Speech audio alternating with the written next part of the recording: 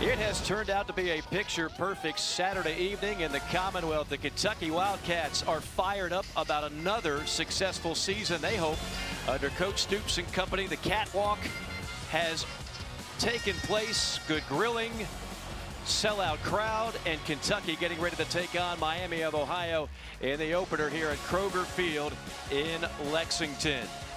Players out onto the field. It should be another electric atmosphere for a Kentucky team that is coming off its second 10-win season in the last 4 years. He is the former Rose Bowl MVP, Tom Ramsey. I am Mike Morgan. Great to be with you. And Tom, as I mentioned, so much excitement in the air, maybe the most we've had in a while, because this program under head coach Mark Stoops has now established itself as one of the more successful in America. Well, he's the second most tenured coach in the SEC, behind none other than Nick Saban. And I'll tell you what, Mike, it's hard to put together 10-win seasons, but 2 in 4 years, to your point, remarkable by Mark Stoops. He was rewarded with a big 6-year deal, and I tell you what, he deserves it. He has a great staff of coaches, and he has a lot of great players. He's got a chance to make history today with one more win, with tie one Paul Bear Bryant all time in the history of Kentucky football. With the success of Kentucky this year, will rely heavily on that man, Will Levis, first-round quarterback. He is projected in almost everybody's draft, and he is a special talent. Well, and he is a special talent. He can make all the throws. He can throw it long. He can throw it mid-range. He can throw it underneath. What I like most about it, he has a howitzer for an arm. But when he checks down and throws to those tight ends and running backs, he takes something off the ball, and that's key. And there's a lot of scouts here today checking him out. We'll have to wait at least one Miami possession before we see number 7 in blue. That's because the Redhawks have won the toss. They will receive.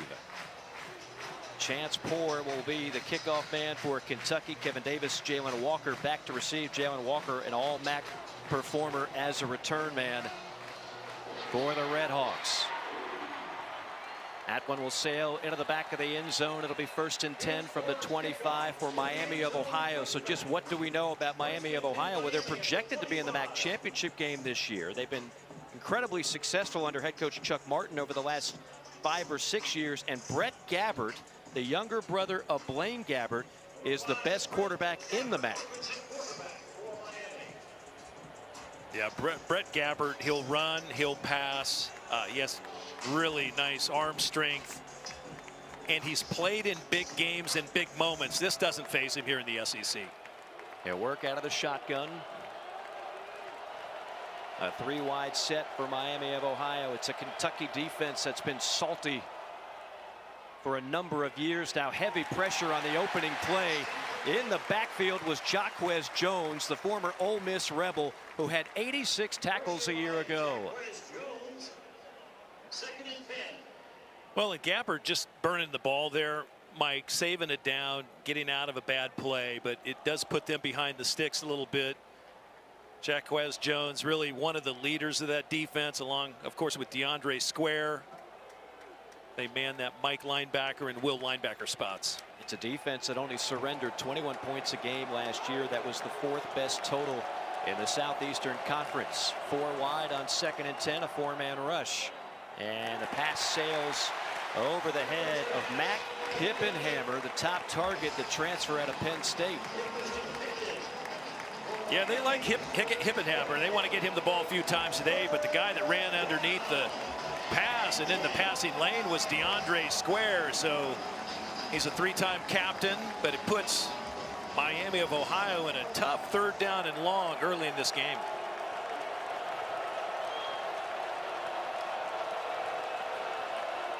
Third down and 10. Gabbert gets it from the pocket. Fires a strike, completes it at the 36-yard line. That'll be 1st down yardage. That is Hippenhammer, and a gain of 12.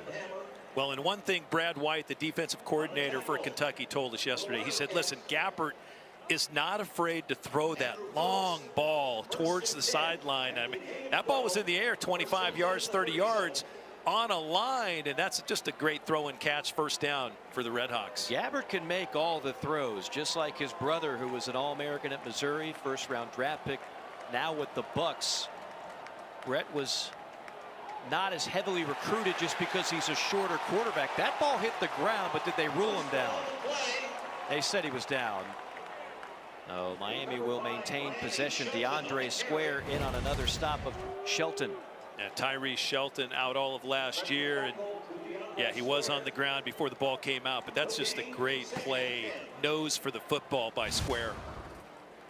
Square, who came in as a 17-year-old freshman out of Cass Tech High School in Detroit. He's finally filled out into that body. Three-time captain and an all-SEC performer. Another pass right on the button. It's Hippenhammer with his second grab. That'll go for 13 yards and a first down. Well, and Hippenhammer, you mentioned it, transfer in, and again, that long out route, and you put the field corner on an island, and Gabbert has enough strength to make it happen. They go tempo, quick throw underneath, complete again to Hippenhammer, who was a great baseball player at Penn State, starting shortstop before he decided to transfer to Miami of Ohio, and what a pickup he has been. Yeah, playing shortstop, you got to have great hands.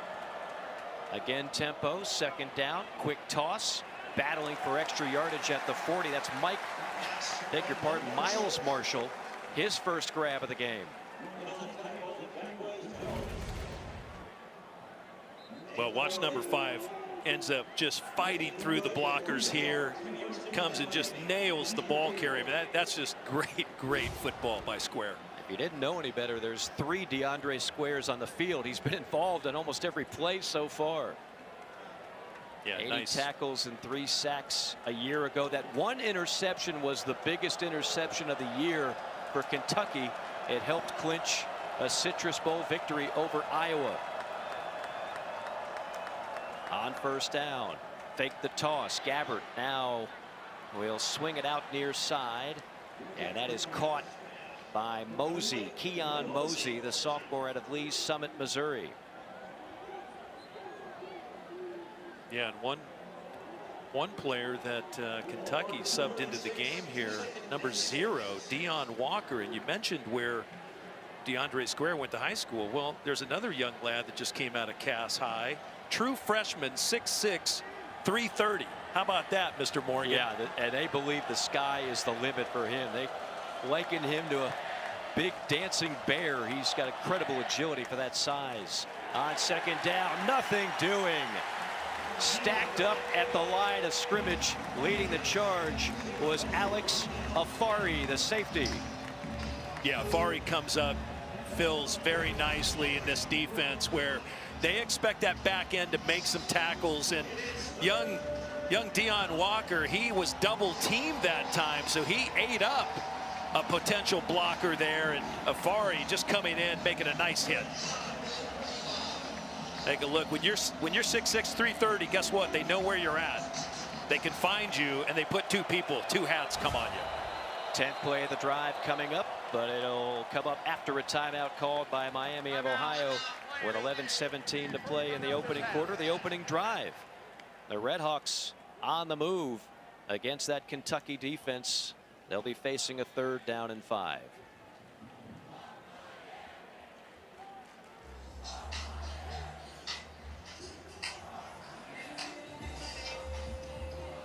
Well, right now, let's go down to Coley, who is down on the field.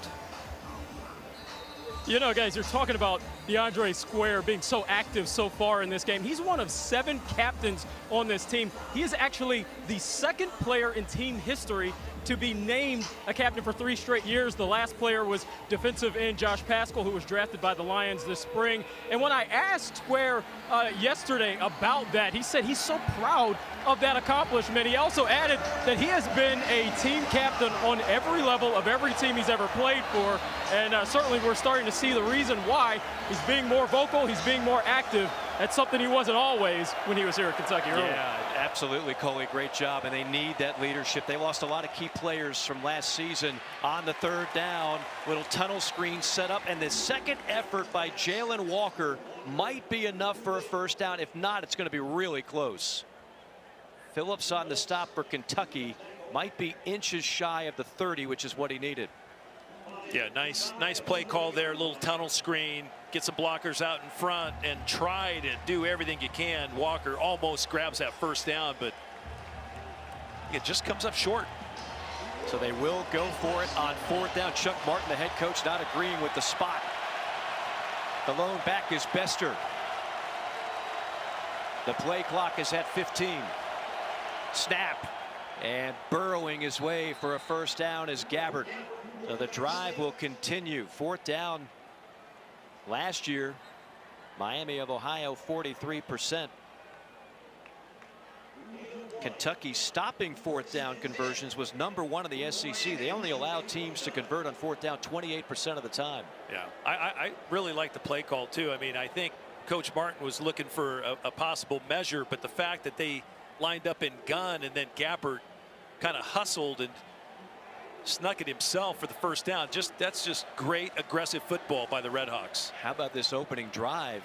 12th play for the Redhawks. Gabbert, he can scoot and he will race to the sideline, gallop for about 8 yards, escorted out of bounds by Saunders.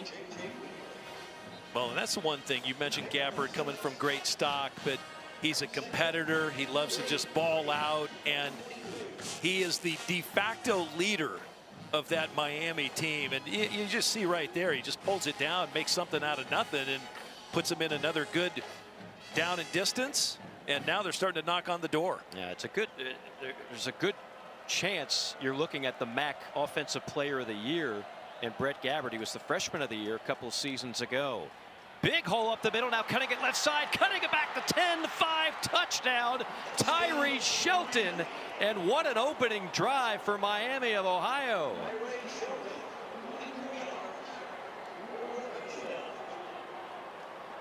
So Tyree Shelton, I'll tell you what, he got shot out of a cannon here, Mike. This is just a nice little roll play. He hits the hole going 100 miles an hour, and Shelton wastes no time putting the Redhawks on the board. I'll tell you, that is one heck of a drive. You come in to an SEC home field, game 1, and you put up 6 points on your first drive. Impressive. That is a statement drive for the boys from the MAC. 13 plays, 75 yards, 5:21 off the clock. Well, without question, number 9 takes it in for 6, and we got ourselves a ball game.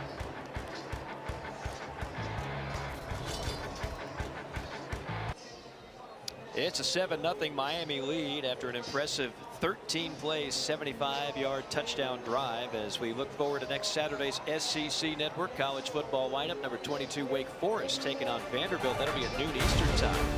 Then it's number 3 Georgia taking on Samford in Athens, and the nightcap will be Arkansas and number 21 Ole Miss at 7 o'clock. 7:30 Eastern time. Southern will square off against LSU as well. Everything available on ESPN Plus and the ESPN app. Well, Tom Ramsey, impressive opening drive for Miami. How does Kentucky respond here? Well, they're going to have a chance. I hope Samford doesn't watch the Oregon film. They only scored 3 points against Georgia today. Wow. 49-3. Ouch. That's called a whooping. Not exactly a banner start for Dan Lanning, the former Georgia defensive coordinator, now the head coach, as Barian Brown takes the kickoff back. Brown, the true freshman, a Blazer who was unavailable in the spring, but they believe in time he's going to be a great deep threat for them. Yeah, and Mike, to answer your question, what does Kentucky do here? Rich Scangarello, his new offensive coordinator, giving him some last words, and Will Levis is quite an impressive young man and a player, but I think they go as he goes, but they also have to answer the bell. They have to put a nice drive together, and you know, even if they go 3 and out, Miami of Ohio really has the blueprint already, so you want to take it the length of the field here and put some points on the board. Levis under center on first down. Cavassier Smoke is the lone back.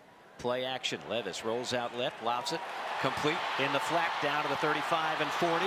It's Robinson breaking tackles. Robinson weaving into plus territory and tripped up near the 30-yard line. 44 yards for Tavion Robinson. Here's a great look of what, remember this, Scangarello, the OC, comes from the San Francisco 49ers. They go play action away. They come out the back door.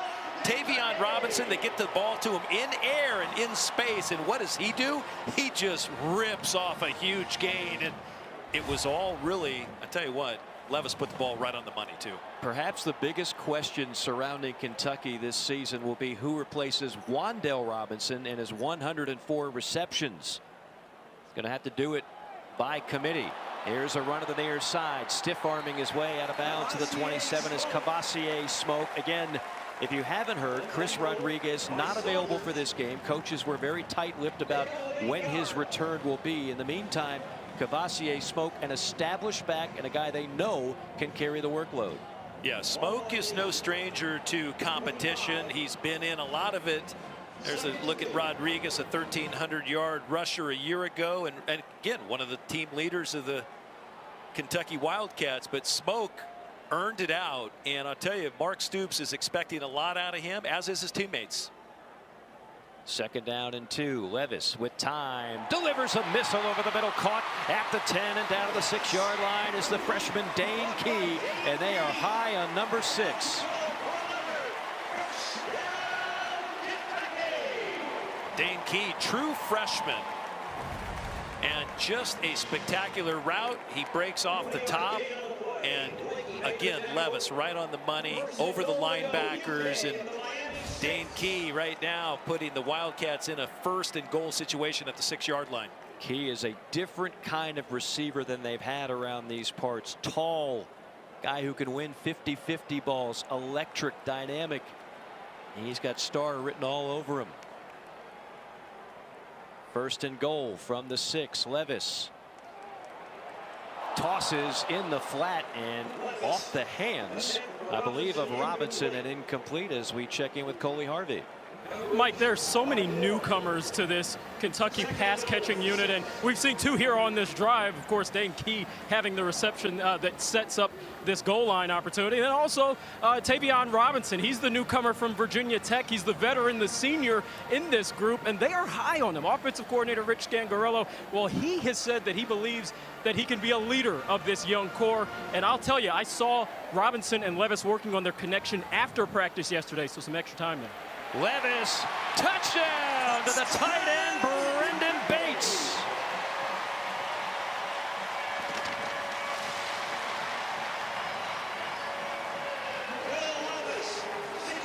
Well, Brendan Bates, the senior out of Moeller High, out of Cincinnati, and again, Levis just able to put the ball between the 8 and the 0. Bates frees himself up, and it was again a nice play by formation, and ends up singling up the big tight end, and just an easy pitch and catch for a touchdown for the Cats. And what did they do? They answered the bell. Ruffalo on for the extra point. Bates, a senior tight end out of Cincinnati. I think the coaching staff told us the tight ends will be more involved this year in the offense, and we saw it on this drive.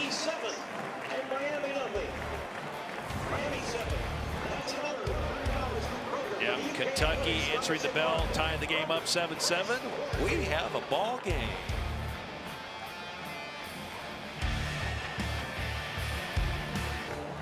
Opening drives for both teams quite successful, marching down the field for lengthy touchdown drives. Miami of Ohio started it with a 13-play 75-yard drive, and then Kentucky comes back with a 5-play 79-yard drive of their own, capped off by the Brendan Bates touchdown. First-year offensive coordinator Rich Scangarello already digging into his bag of tricks on that first drive, looking awfully impressive. So we'll see now, what does the Kentucky defense do against a dangerous Miami offense led by Brett Gabbert, again the younger brother of Blaine Gabbert, an all-conference performer in the MAC, and somebody I mentioned he wasn't as highly touted as his brother. He's about 5 inches shorter, but in terms of just pure ability to throw the ball, Tom, he's got it. He really does, and it's a really talented family. I mean, I've known Blaine Gabbert for many, many years. He was an Elite 11 quarterback years ago. He's had a wonderful pro career. He happens to be just playing behind the oldest guy to ever play football in Tom Brady, but he's been impressive throughout his career. Gabbert on play action.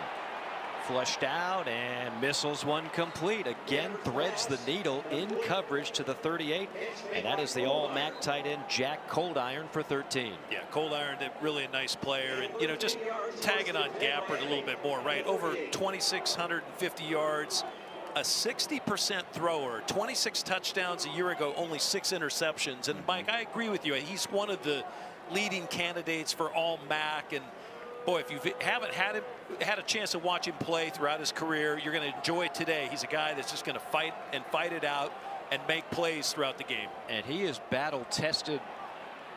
As Shelton gets the carry on first down. When I say battle tested, he's already played a game at Iowa. I know you're familiar with how rowdy that environment could be. At Cincinnati and at Ohio State. A lot of those games, a lot of those starts were as a freshman. So playing at an SEC school, he's not going to be intimidated. No, he's not. And he plays fearless, and that's what really Chuck Martin has put into place in his organization at Miami of Ohio. They've just done a great job. The staff has done a great job, and they're competitive every year. Shelton stays in at tailback on 2nd down and 6. Make it Kevin Davis now in the game. And Davis will get the carry, and he'll be stacked up. Drop or a loss. Jaquez Jones, second time we've called his name, the middle linebacker, the former Ole Miss Rebel out of Tuscaloosa, Alabama. Well, if you watch SEC football, what do? They set the edge, and right there they do a great job of setting the edge. Jaquez Jones comes up and fills and just makes a nice play and a nice tackle. But you also have to credit, I believe, he's hiding off my board right now. I'm going to let you call this one. We'll get to that. It was Safari. Yep. There we go on 3rd down and 10. 4-man rush. Little swing route to the far side and blown up out of bounds at the 42. Well shy of the marker is Tyree Shelton. He picks up 5, but Miami will have to punt it away.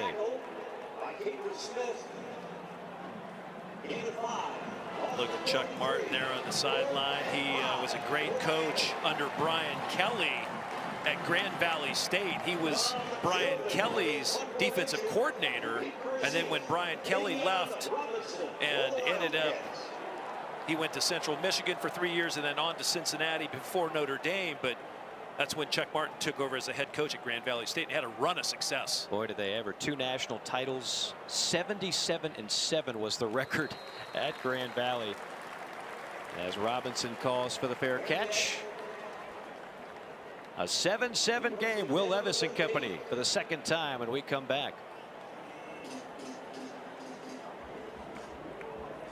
.5:29 to go, opening quarter, a 7-7 game. Both teams scoring on the opening drive. Sellout crowd here at Kroger Field. The fans so excited about football. This is always going to be a school known for its prominence in basketball. But Tom Ramsey, one thing that's always bugged me, when people talk as if it's mutually exclusive, you can't be great at both sports. Of course you can, and that's what Kentucky is trying to do and has been successful at on the football side with Mark Stoops. 2 10-win seasons in the last 4 years. They've dominated their in-state rival Louisville. They're winning bowl games. Life is good right now in the Bluegrass. Yeah, absolutely. I just think the way Mark Stoops has put together the program, built it, maintained it, got some great coaches. He lost a great coach or two, and he replaced them with exceptional coaches. Levis stumbles as he gets the snap, looking deep. Home run ball deep down the middle.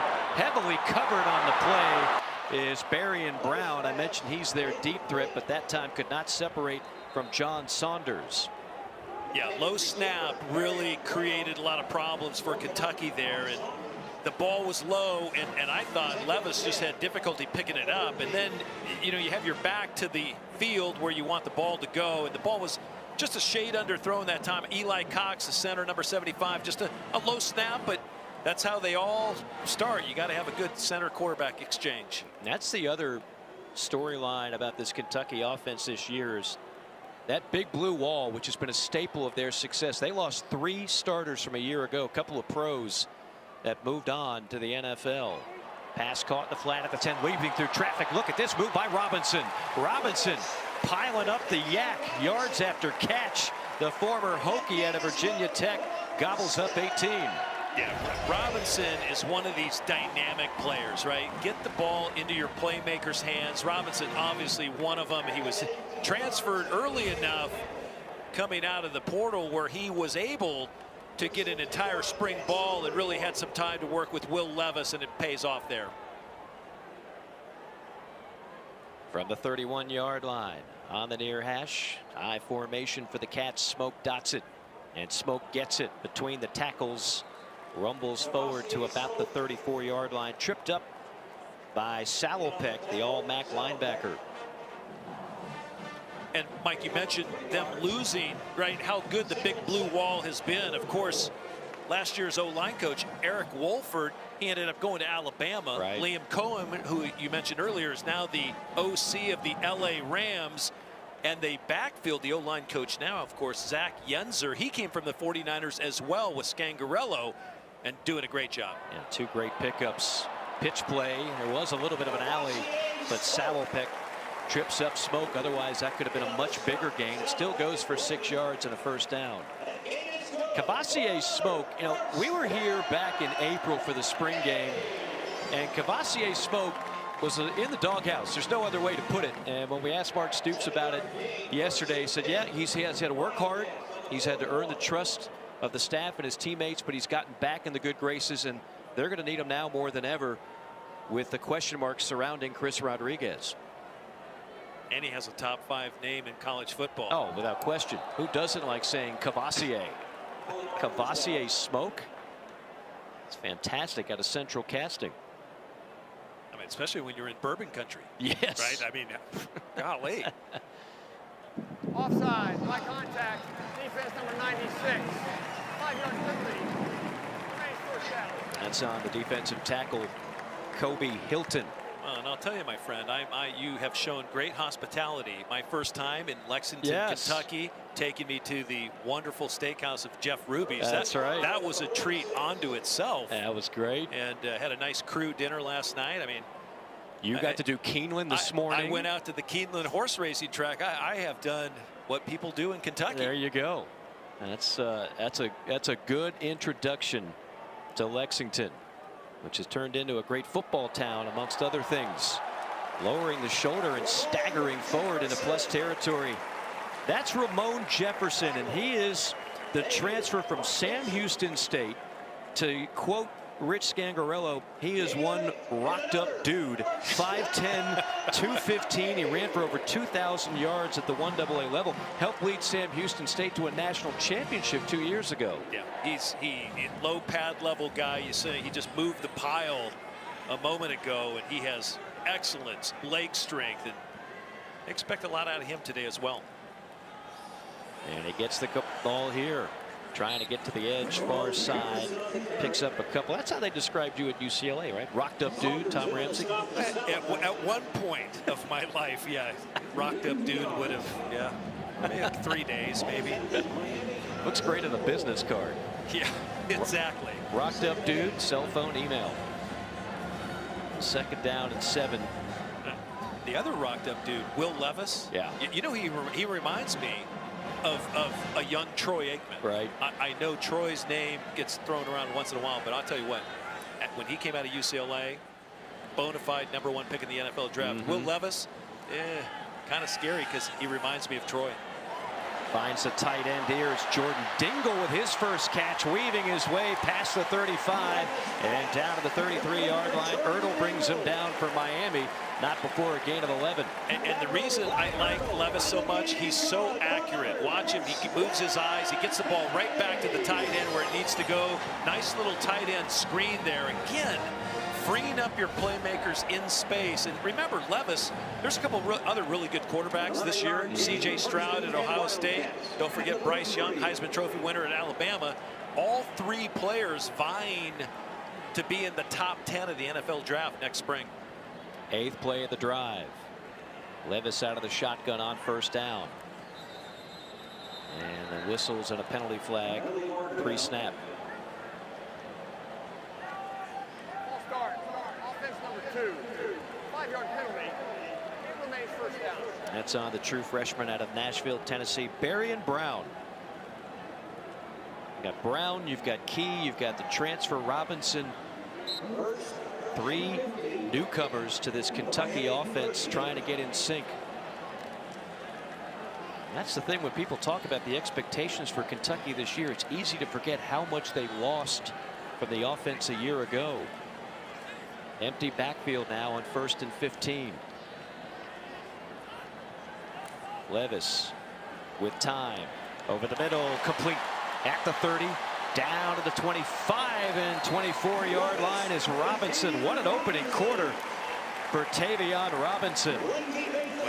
You said a lot of offense to replace Mike. 426 total yards a game right there. Great pass protection by David Wohlabaugh. I tell you what, right there, when you give a quarterback time to throw in the pocket, they will pick you apart, especially someone as accurate as Will Levis. But to your point, 226 yards average per pass last year per game, 200 rush yards. It's a lot to replace. Drive continues, 2nd and 2. Back to the ground game, and this time stuffed at the line. No room for McClain. Several white jerseys, including number 10, Ty Wise, on the stop. And talking to Chuck Martin before the game, he was concerned about how productive this Kentucky offense can be. Well, so far so good, but so far so good for Miami as well. The boys from the MAC keeping this one a 7-7 game. End of quarter number 1 in Lexington.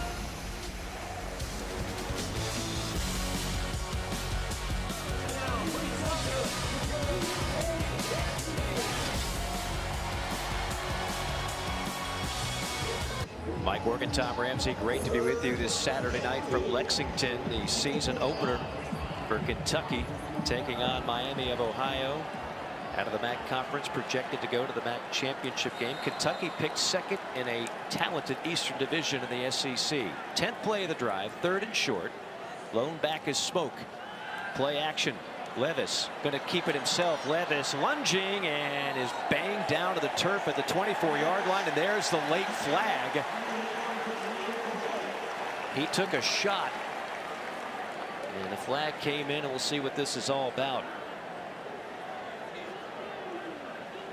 Again, that flash play action into the line and then boot out. Late hit, defense, 15.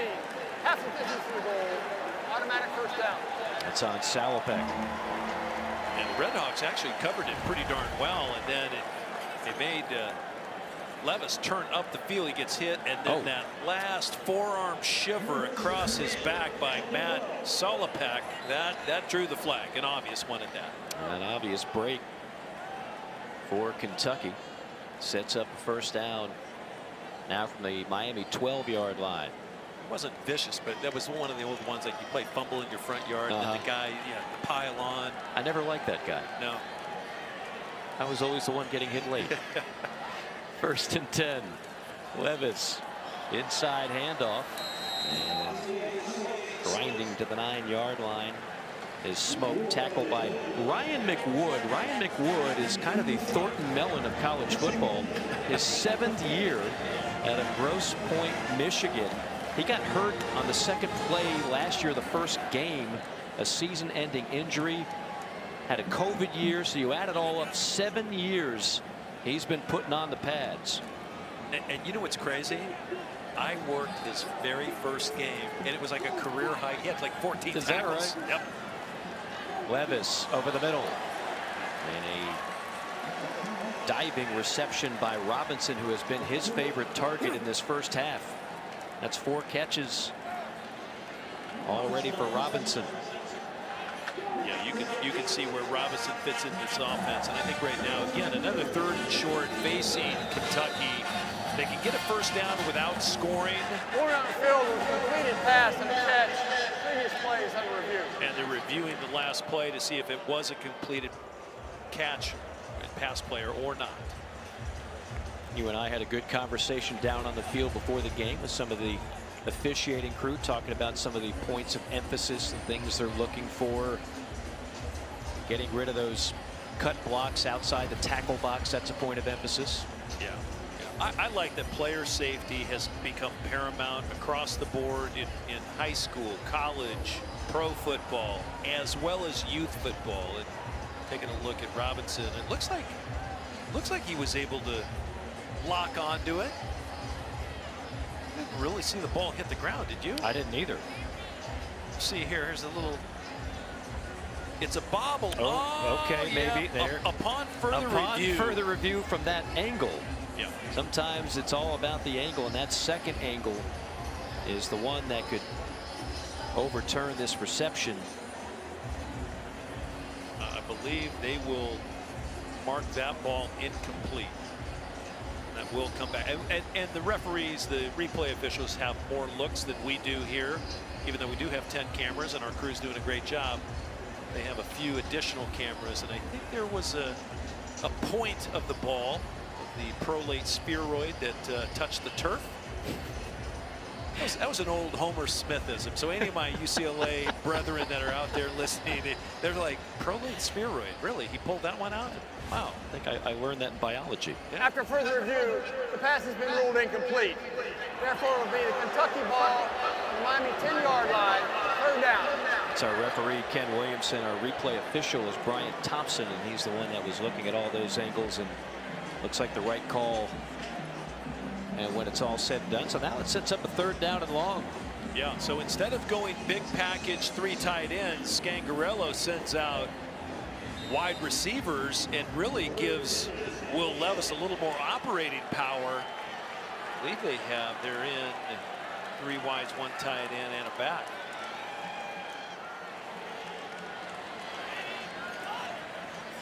On 3rd and 8, Levis escapes one rusher, now going to tuck it and run, leaps at the 5, takes a wallop at the 4, and then has the presence of mind to lunge forward for a little extra real estate. It's still going to be short, but that is a tough run for any quarterback. Well, Will Levis is not going to be mistaken for a butterfly. Let's just say, even though he goes airborne here, he's still fighting for extra yards. That's just a great ultra competitor play right there. Great job by number 7. He was more of a battering ram quarterback at Penn State. Didn't throw the ball much at all when he came in. And that toughness is still there. They're going to go for it on 4th down and 1 from the Miami 4. Jefferson is the back deep in the eye, and Levis livid that they have to burn a timeout. Kentucky. Well, the play First came in timeout of the late. half. Play came in This late. will be a Play 30-second timeout.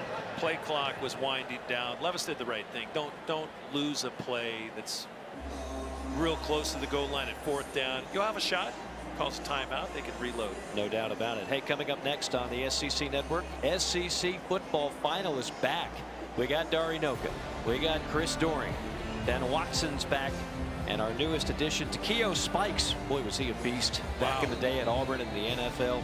That'll be at 10:30 Eastern time over on the SEC Network and the ESPN app.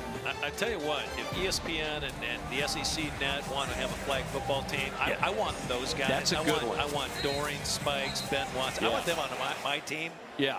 Dari can coach. Dari can coach. Oh, yeah. And those 3 guys. Yeah. I'm telling you what, that's a loaded. That's not bad. That is not bad at all. We do need a quarterback, so there you come in. There I fit in. There, insert Tom Ramsey. How about that? I didn't want to really project myself, but I'm glad doing it. I had to make You're the the call. GM. Yes, as a GM, I had to make the call. Let's see what the call is here on 4th and 1. Low snap. Levis fires. Picked off at the 2. Picked off by Eli Blakely, the safety. Wow. Eli Blakely he pattern read it, and then he just jumped it because Will Levis did the thing you never want to do. He stared him down. Eyes went right to where he was throwing it, which was the tight end, Keaton Upshaw, and boy, Blakely had a nice break on the ball, and guess what? He doesn't have to protect anything deep. He knows everything's going to happen in front of him, so he breaks on the ball, makes a nice interception. Completely jumped the route. Yep. As you mentioned, Levis stared him down the whole time. That is the one thing, if you want to talk about what Will Levis can improve on last year to this year, cutting down some of those turnovers, cutting down some of those mistakes. Now here we are, 2nd quarter. It's still a 7-7 game, and again, this is not your run-of-the-mill FCS opponent. This is a MAC program that knows how to win, been the most successful program in the MAC over the last 6 years. Handoff on 1st down behind the left side and stacked up there. That is Dion Walker, all 335 pounds of him, providing a roadblock. I love when the big fellas go single-digit numbers, and especially number 0. He fights through a block, and then he's just such a big young man. He just tackles the ball carrier. I mean, there's just no sledding there. Walker, 18 years old. Wow. 2nd down and 9. Gabbert, 4-man rush, flushed out. Now Gabbert, he's got some wheels. Gabbert's going to run and will wiggle his way out of bounds at about the 12-yard line. Let's check in with Coley.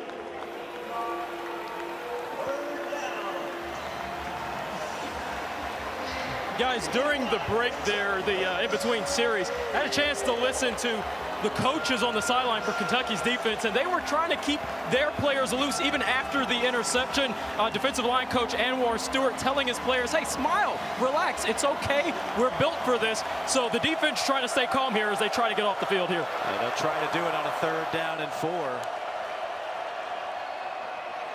Gabbert taps it, fires it, and great coverage on the play. Walker was completely smothered by Carrington Valentine, the junior out of Cincinnati.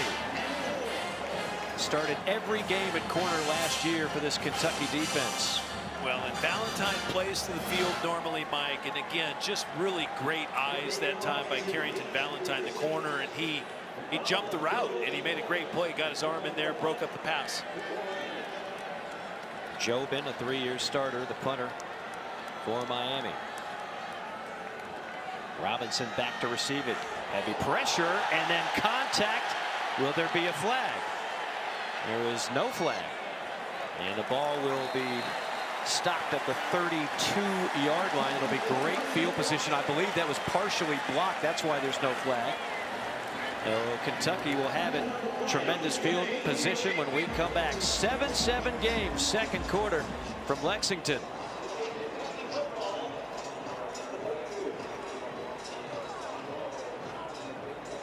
Much about Kentucky's offense and defense. Sometimes you need a big play from special teams. They just got it on that last punt. Well, and credit one of their playmakers, J.J. Weaver, coming from the inside, just barrels over the up blocker, and he got a hand, and then he just crushed the punter, but he got a hand on the ball, and therefore there is no roughing at all, but just a great play, and it does, to your point, Mike, set him up in great field position.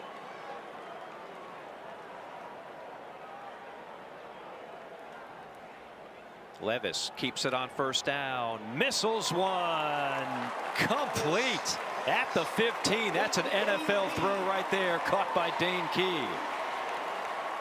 Yeah, Dane Key, the true freshman, again, just a nice break in, had a man in his face and was able to fire the ball around big number 0, Austin Ertl. And just take a look at Key come out of his break, runs a nice speed in. Great hand, eye, and body position for Key. 17 yards and a 1st down. Levis, handoff, Smoke. 2nd effort will pick up a couple, but not a whole lot of daylight for Cavassier Smoke. Yeah, I know that Kentucky wants a little more really execution and finish in their run game because they're not getting enough push right now at the line of scrimmage. I got to tell you, Miami of Ohio doing a great job up front. They're playing hard-nosed football, and they want to keep Kentucky away from the end zone right now. Keep this really minimized in scoring, and they'll have a chance. They're playing awfully hard tonight. On 2nd down and 8. Levis, 5 in the pattern. Levis threw it, and it's right off the hands. He threw it to Isaiah Cummings. Isaiah Cummings, who's used as a fullback and tight end. Oh, he couldn't have been more open. And I told you, I saw Isaiah Cummings catch some balls in warm-ups. I was like, wow, he's got great hands. And this ball comes in a little hot, but the ball is on the man. It's a little high, but you got to make that play. And especially if you come down with it, you've scored a touchdown. Yeah, it would have been an easy 6 for Cummings. So now you've got a 3rd down and 8. Ball spotted at the 13-yard line. 7 of 12, 129 yards, 1 touchdown, 1 pick for Will Levis so far, and a big 3rd and 8 right here. Levis gets the snap, 4-man rush, pressure from the backside, and he goes down. Penalty flag drops behind him from the back judge. Ty Wise picks up the sack.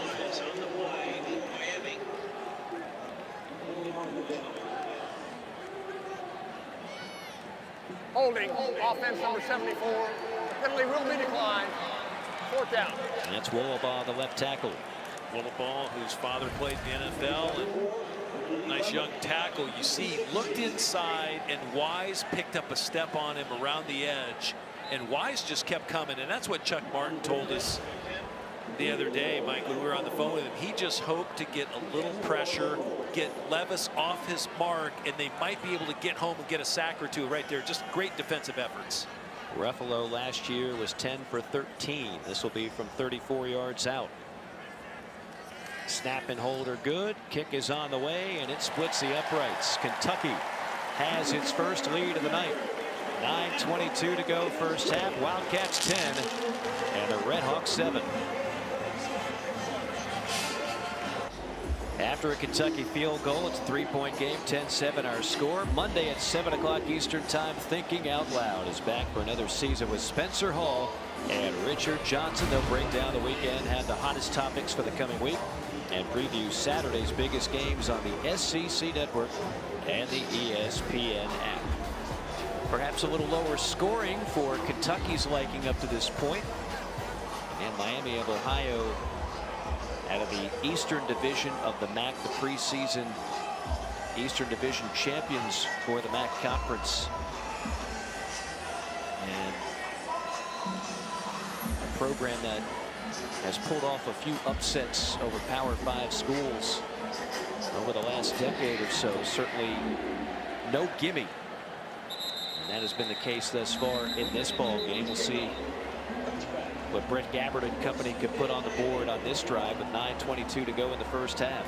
Well, and Miami of Ohio hasn't made any vital mistakes other than they got their punt blocked and allowed the 3 points a moment ago. But Gabbert's been very effective, Mike. He's completed his last 8 balls to different receivers, and they had, again, the opening drive. They went 13 plays, 75 yards against a, not sure what we got Kentucky defense, but they know they have a lot of good players over there, and they just have to keep refining and keep running to the football to make plays. Gabbert, little toss to Davis. Davis is blasted after a gain of about 3 yards. Tyrell Agin, one of the Kentucky players to blow him up. Yeah, and that's running to the football and making a play. That was a bit of a car wreck over there on the far side. A lot of blue jerseys. Agent coming like a heat-seeking missile. Agin was the hero last year. Kentucky got all they could handle from East Tennessee State, an FCS playoff team, and it's a 95-yard pick six from Agin in the 4th quarter to help seal the deal. 4-man rush on 2nd down. Gabbert going to tuck it and run. Gabbert nifty past the 40 and slides in at the 41-yard line. Well, and anytime you have a full arm pump fake, and he almost came out of his arm, but he froze the defense. They go tempo. Gabbert launches near side, complete. Got past the secondary, inside the 40 and down to near the 35-yard line. That's Hippenhammer. Yeah, that was a nice throw and catch. Hippenhammer really got loose along the sideline there and made a nice catch. Nice play call. Seen a few hands on hips by that Kentucky defense. They do manage to get one sub in late. Yeah, and I like the play calling so far. Eric Kaler, the offensive coordinator, had been with Chuck Martin for all of the 9 years he's been there, and really dialing it up nice tonight. Trips to the near side on 1st down. Play clock under 5. Gabbert again looking to run. Now throws late and not on the same page with his intended target. That's the back, Tyree Shelton. We talked about DeAndre Square's leadership. This was a couple of plays ago. He is not happy with what he sees. Again, there's a lot of turnover from last year's defense. A lot of new starters, and he's making it known that he wants his guys lined up correctly. That's something that wouldn't have existed a year or two ago. Yeah, and he's really embraced that leadership role. And I mean, 3-time captain, for Kentucky. 244 career tackles coming into tonight's game. Second down. Gabbert nowhere to run and nowhere to hide. Brought down to the backfield by Jaquez Jones. Well, Brad White, the defensive coordinator, decided to bring an extra man into the box, bring an extra man blitzing, and what happens? They get home. Jaquez Jones makes the tackle and the sack of Gabbert and puts Miami of Ohio into a long third down, 3rd and 14. The linebacking core is by far the strength of this Kentucky defense. You saw one of the star linebackers on that play. 3rd and 14. Little screen set up, caught at the 40 and down to the 30-yard line. Well shy of first down yardage is Jalen Walker. That would be about a 47-yard field goal, depending on the confidence you have in Graham Nicholson, who does have a long of 49 on his resume, and that's what they're going to attempt here. A long field goal. They'll call it officially 47 yards. Graham Nicholson with an effort field goal. 47-yard attempt.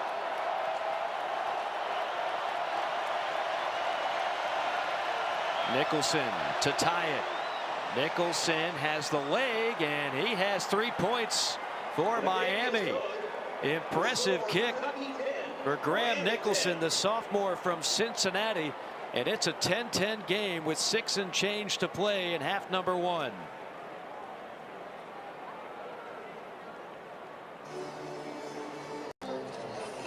(16 consecutive non-conference games. That's actually the longest active streak in the FBS, and that man has that streak on the line. He also has a chance at history on the line. A victory today would tie him for the all-time wins lead in Kentucky football history with Paul Bear Bryant. For those that are of a certain generation, trust me, Google it, Wikipedia it, YouTube it. Paul Bear Bryant was a coach at Kentucky and did quite well. Won multiple SEC titles, as the story goes.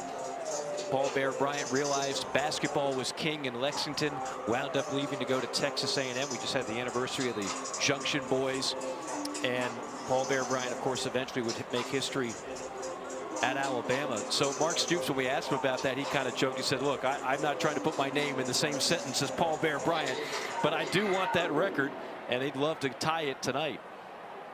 Yeah, and I think it's remarkable. I think it's a testament to what he's done as a head coach, especially here at Kentucky, building the program. He's been an assistant on his brother Mike's staff and Bob's staff. They all, 3 of the Stoops brothers, Bob, Mike, and Mark, played defensive back at Iowa. And the family, of course, hails from Youngstown, Ohio. And Mike Stoops is back. Yeah, and working inside linebackers. Mike Stoops hired back on staff under Mark now, and again, I just think he did a great job filling out his staff, and not only his brother, but Scangarello and the offensive line. Levis on another rollout, under hot pursuit, and misfires out of the leaping reach of Brendan Bates, the tight end. I'll tell you what, Miami, their defense has come to play. I think that was a little bit of a question mark today, Tom. How would this Miami defense line up and match up with this Kentucky offense? Kentucky still trying to find itself. We expected some of that. 3 new starters on the offensive line. They lose Wandale Robinson, Chris Rodriguez out for this ball game with suspension. So you didn't know exactly how long it would take Kentucky to kind of sharpen up. They'd like to start doing it now, tied at 10 with 6:02 to play. Levis sets up the screen and nothing doing. That is going to be completely jammed up at the line of scrimmage. Well, I completely agree with you. The defense, really, Ty Wise, number 10, was the player that really forced Levis on the play before, and then just now he again locked in the play, and it's just really, they have really good eyes. And so right now, what offenses do when they run quick motion, they're trying to shift a defensive player's eyes, and right now Miami of Ohio, they're dialed in defensively. They see the ball, they're seeing it, they're seeing where Kentucky's going, and they're getting to the point quicker than what Kentucky would like them to be.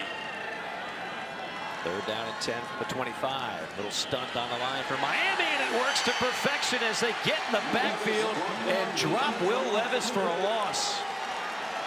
Yeah, great job getting home. Brian Ugwu. Ugwu comes in again, an inside stunt. He runs a little tackle and cross, and Levis just doesn't have time. You see the trend, just all that movement up front, players looping, tackle in, stunt coming in, and Ugwu making a great play and a sack. Want to give Miami all the credit in the world for what they've done so far, but we're starting to see, when you replace 3 starters, really good starters on the offensive line, what that can look like here. Yeah, and Ugwu, of course, a former Rutgers player, so he's he understands Power 5 ball for sure. Timeout on the field. 10-10 our score. 4:23 to go in the first half. Even Steven, 10-10 our score. 4:23 to go in the first half. A look at Saturday's SEC Network lineup. Wake Forest, Vanderbilt gets it all started. Then Georgia, Samford, Arkansas, Central Arkansas, that is, and Ole Miss. That'll be at 7 o'clock Eastern time. Also Southern against LSU. That'll be on the app. That'll be next Saturday. Now, give a little credit to Miami of Ohio. We've talked about Chuck Martin, the great job that he has done going back to his days as a coordinator, both offensive and defensive at Notre Dame. Grand Valley as a head coach, 2 national titles. And what he's been able to do with Miami, the most successful program in the MAC overall in terms of winning percentage over the last 6 years. And that's a league that's been the most balanced. He brought up a great stat for us. They've had 10 different teams play in the MAC championship game over a 5-year span. So they don't have a true top heavy or a bottom feeder type system in the MAC. It's actually a very even Steven, because you don't have programs that have a huge advantage financially or any other way than the other. So it's extremely competitive, which makes the MAC very interesting. It is. They're recruiting the same pool of players, right? The incentives are kind of. They're not talking about NIL money at many of the MAC schools. No, I was going to say, I'm not sure exactly where the NIL, maybe you can get some good, chicken wings in one area versus another. But and players are interested in that too. Let me tell you. Free food is free food. Some of us broadcasters like a good free meal from time to time. On second down, Cold Iron with his second reception. That goes for 4 yards. We'll see if the Kentucky defense can stiffen up here on third down. Well, in the league gets highlighted, of course, every season. Later in the season, October, November rolls around. You get MACtion games. Love MACtion. We've all been up there and done work games, and it's exciting. They play a great brand of football. It's unfortunate that they don't draw as well as, someone does it. Similar to Kentucky, this is an electric atmosphere.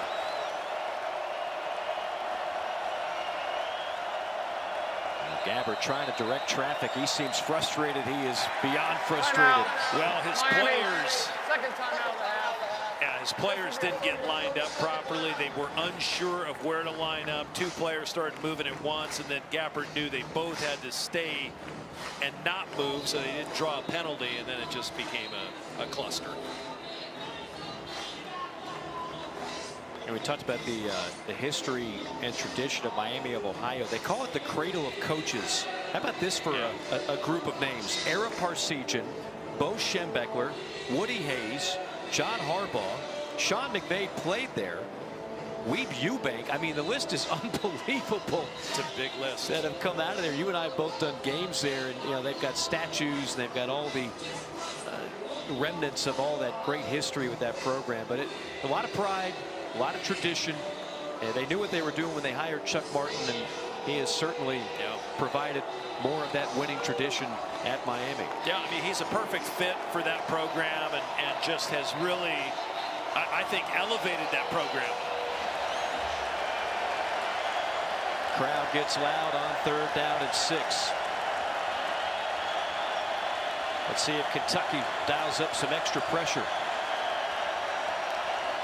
They will rush 4. Gabbert from the pocket. Little crosser caught at the 45, and that'll be shy. It's cold iron again.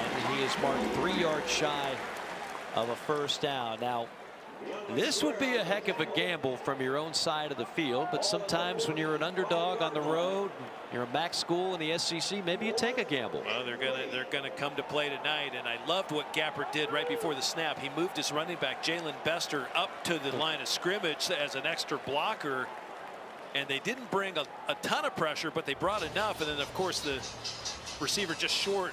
Remember now, last time Miami punted away the football, J.J. Weaver got a hand on it. They may come after this one again. After thinking about it, they decide to play it safe. Good looking punt and a fair catch at the 16-yard line, where Kentucky will take over. First down and 10.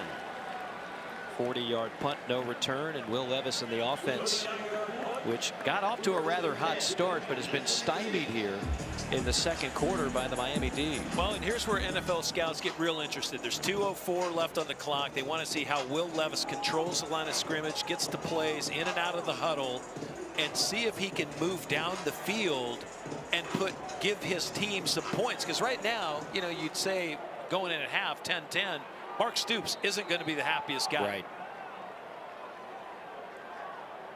2 timeouts, 2:04 to go. Let's see what Kentucky can do on what might be its final drive of the half. Levis from the pocket whips one complete to the 19-yard line and knocked out of bounds. Shortly thereafter is Barian Brown, the freshman. McKee on the tackle after a gain of 5. Boy, and I just like how Miami of Ohio is coming up and tackling in space. They're really got just great eyes to the football.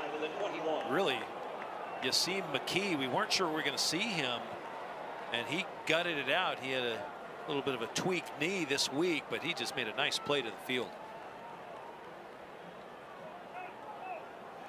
Levis on second down, trying to find some time, can't do it as he is buried behind the line. Caden Woolard came barreling in. It'll be a loss of 5. How about that? Just collapsing the pocket that time. And Mike, you mentioned it earlier, the new faces on the big blue wall, or I'd say the big blue wall has sprung a leak or two. Yeah. Now, and keep in mind, Kenneth Horsey, who is an all-conference guard, he's banged up. We weren't sure if we were going to see him today. We haven't seen him so far that I've noticed. And so in addition to losing 3 starters, you've got another starter who's hurt for this game. Miami sends pressure, tipped and still caught at the 30. Great concentration by DeMarcus Harris. 15-yard pickup and a first down. Boy, and Levis got hit as he threw the ball. And a tip ball is always disastrous in your own end, but they came down with it. Levis, too hot to handle that time for Harris. Watch Levis. He gets blasted as he threw that ball. Ugwu there again.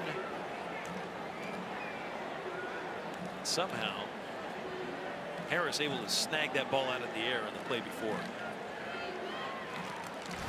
And had one go off his hands a moment ago. 33 seconds to go. Again, Kentucky with 2 timeouts.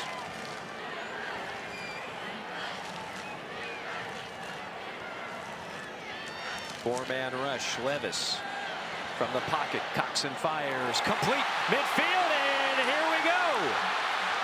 Robinson. He has been the top target tonight. He continues to come up with big plays. That one's the biggest for 40 yards. Well, you know, where Will Levis shines is right now. You know, I say chips are maybe not down, but he needed a big throw right there. Finds Robinson cutting across the middle of the field. And Miami of Ohio had some great angles on him that time. And Robinson doing a great job picking him up as much as he can. Gets out of bounds and stops the clock at 24. That does stop the clock, so you preserve the 2 timeouts. 24 seconds to go. Levis goes underneath, complete 25, and out of bounds near the 20. That's Cavassier Smoke. Well, and Mike, see how fast the ball comes out there. Levis is able to make a quick read, diagnose the defense, gets the ball to Smoke. Smoke's able to get up the field, gain 9 yards. Actually, he gained 10. He got a first down. But that's just quick release. That's arm talent right there. And just his accuracy again, right on the mark. And Kentucky will burn one of those timeouts here with 19 seconds to go. Timeout. Miami. Third and final 5 out of the half. Don't forget, coming up at halftime, the live performance of the Wildcat Marching Band right here on the ESPN app. Kentucky trying to march to the end zone one last time in this first half. Kentucky's offense came out hot the first quarter, but has since been cooled off in the second. An interception in the red zone thrown by Levis has helped Miami keep this a tie ball game.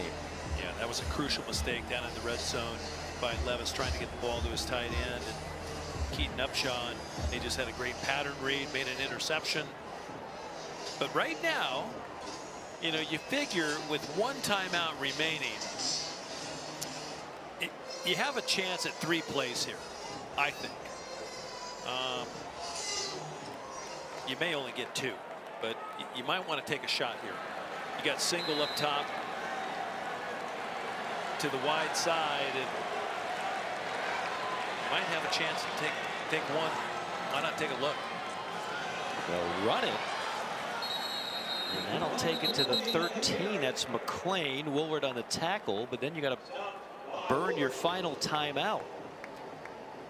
Yeah, I think you missed a play there. You know, now that you really. Timeout. Kentucky. Second timeout. Here's the theory. Let me just correct that second timeout. They do have 1 left. Oh, they have 1. Okay. Yeah. Well then. I thought they'd called one earlier. I thought they did. I thought they did too. Yeah, but apparently not. Apparently they've got 1 left. So that kind of changes your strategy here. Otherwise, you wouldn't run in that situation. They didn't have to burn a timeout because Smoke went out of bounds. Correct. So Correct. they had a first.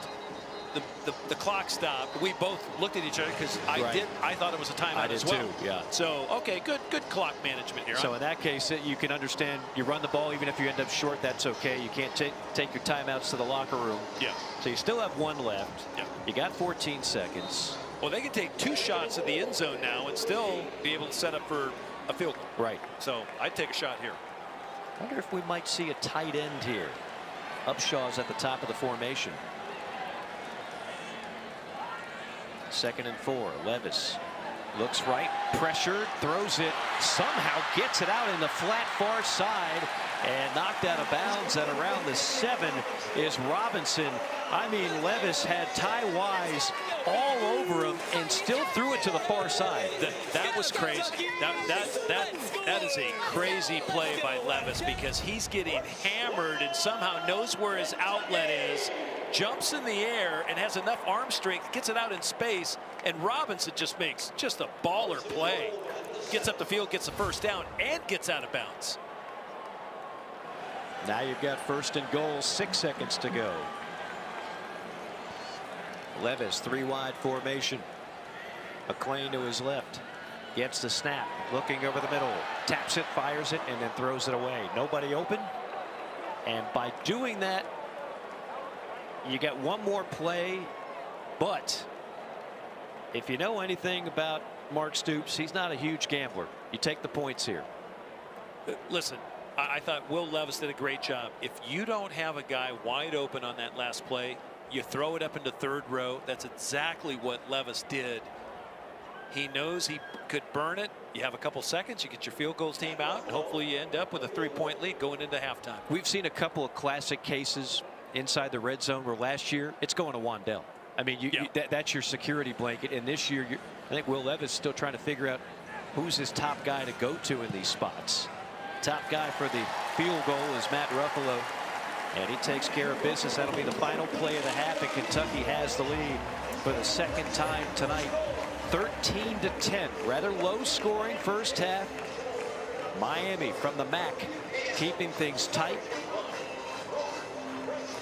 A 10-play, 77-yard drive.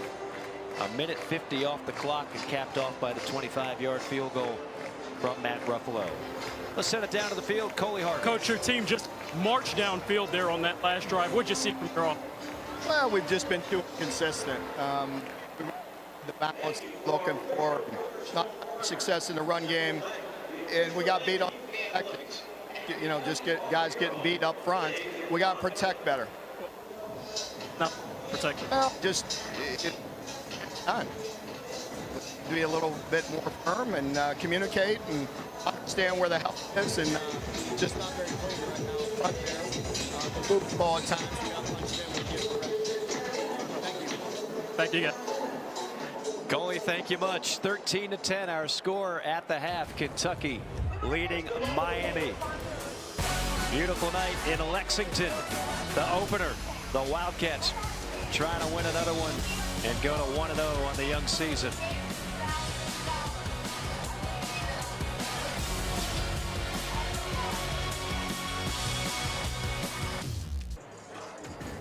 Three-point game at the half. Kentucky leading Miami of Ohio 13-10.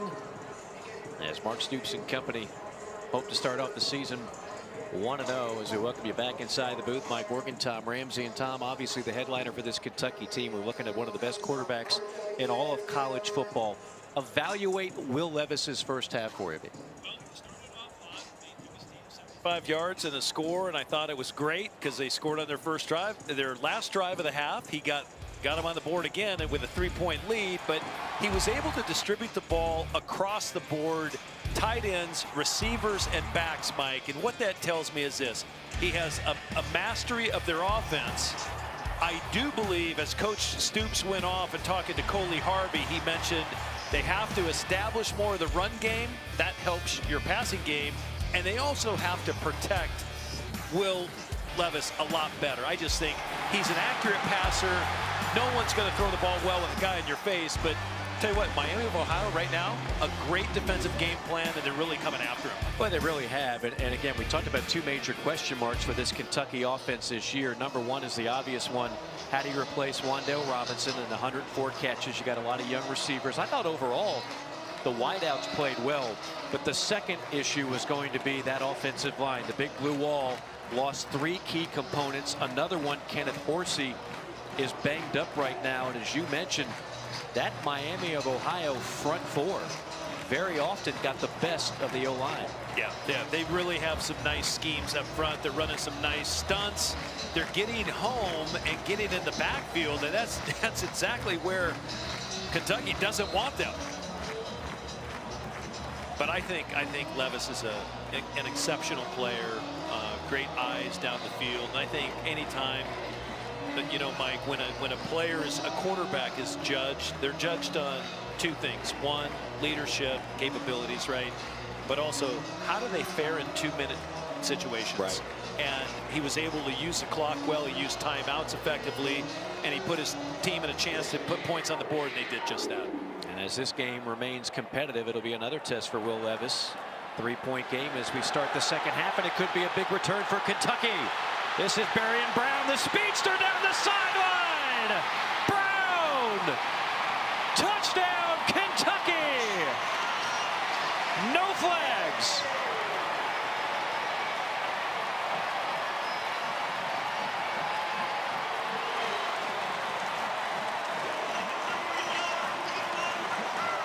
...100-yard kickoff return.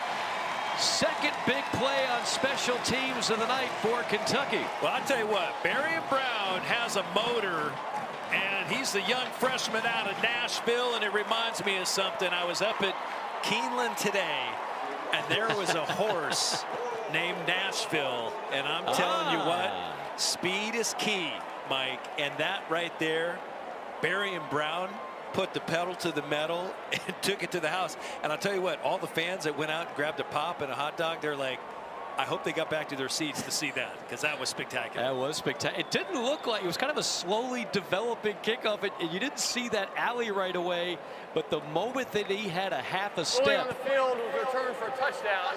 The previous play is under review. Well, the only question could be whether or not he stepped out of bounds? I don't think he stepped out of bounds. I don't know if it was excessive celebration, but let him celebrate.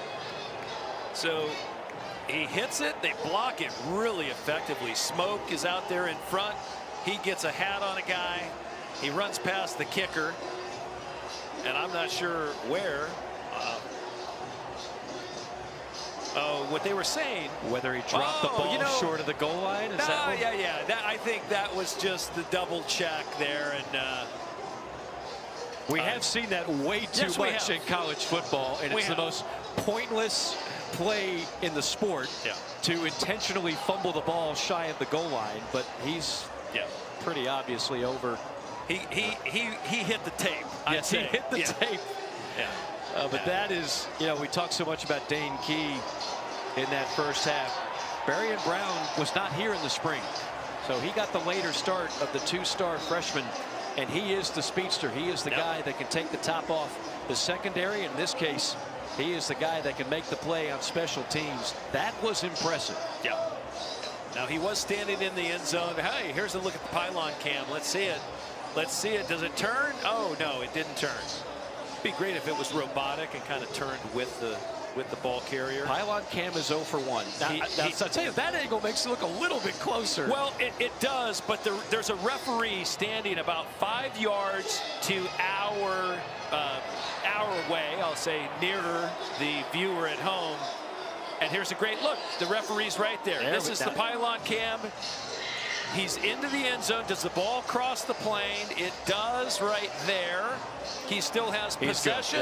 And I believe he doesn't drop the ball out of his hands till it's a full football length across the goal line. The referee's right there, too. So I thought it was a spectacular play. So pylon cam has redeemed itself. Pylon cam coming through. Pylon cam is now Berrien Brown's best friend, because if you want to get in the doghouse as any year, but as a freshman, take a touchdown off the board because you intentionally dropped the ball shy of the goal line. By the way, the last time Kentucky had a 100-yard kickoff return for a touchdown, Derek Locke against Louisville, September 19th, 2009. Wow. There's a little trip down memory lane for Kentucky fans. I'm a little surprised. Now, again, as you mentioned at the top, sometimes they have some additional angles that we're not seeing. But I thought the pylon cam view was about as telltale as you could find. The pylon cam, I'll send a quick note to Ed Placey After tonight. further review, pylon cam right on. Stands. Touchdown. There we go. There we go. See, from that other angle, it was off center, if you will. The pylon cam is looking right down the plane of the goal line, and I thought that was a very effective look. And that's what they do. I think it's great to double check things. I think Berrien Brown will probably get a little talking to, I'm sure, maybe in film study. Ooh, hey, I think it'll come up. Yeah. Take 2 more steps in and celebrate. You don't want to have to rely on pylon cam. That's right. To confirm a 100-yard touchdown. Ruffalo hammers home the extra point. Kentucky has its largest lead. Now, like I said, when he catches this ball, it's on the near side, and it doesn't look like your typical 100-yard alley, but watch him weave his way, find the daylight, and again, once he gets a half a step, goodbye. Yeah, they just had it set up. It looked like it was going to be a middle return, and then the way they blocked it, they had a side door that if it opens up, he can hit that lane, and that's exactly, or a crease, and that's exactly what he did. And when you're hitting it full speed, that's a difference maker right there. You saw one of the assistant coaches telling Berrien Brown, hey, look, nice job, young man. Next time, don't make it close. Yeah, they pinned some of the key kickoff people inside, and that's what it created the lane. It was very nicely blocked from a special teams point of view, and Brown just took advantage of great blocking and hit it going full speed. Oh, a nice 13-second touchdown return to start things off in the second half, and that gives Kentucky fans something to cheer about. I'll bet you Coley Harvey has something to cheer about downstairs as well. Coley? Well, I don't know about me, but I know that the Wildcats certainly have something to cheer about. In fact, during the replay review, while it was going on, there was a lot of holding of breath, so to speak, a lot of anxiety, quiet hushed tones until all of a sudden the replay showed up on the video board and all the teammates around Barion Brown, that's when they celebrated. They gave him high fives, gave him hugs, but they were a little nervous until they saw that replay because they wanted to make sure that it did confirm that he was across the end zone. I don't blame him for being nervous, because that was not your typical 20, 30-second review where it's obvious that the call is going to stand. They took a little time, made sure they got it right. Pylon Cam gets the assist for Barion Brown to save that touchdown. Yep.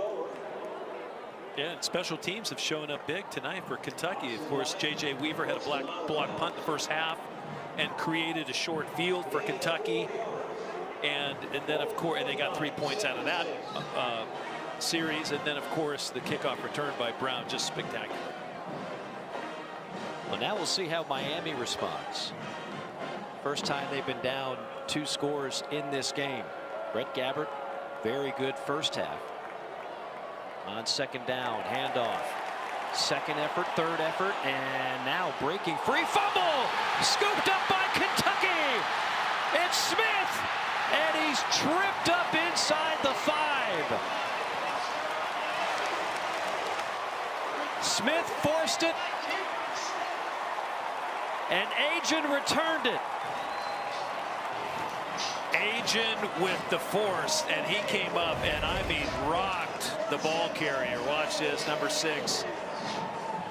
Squirts out, and then the ball is picked out of midair.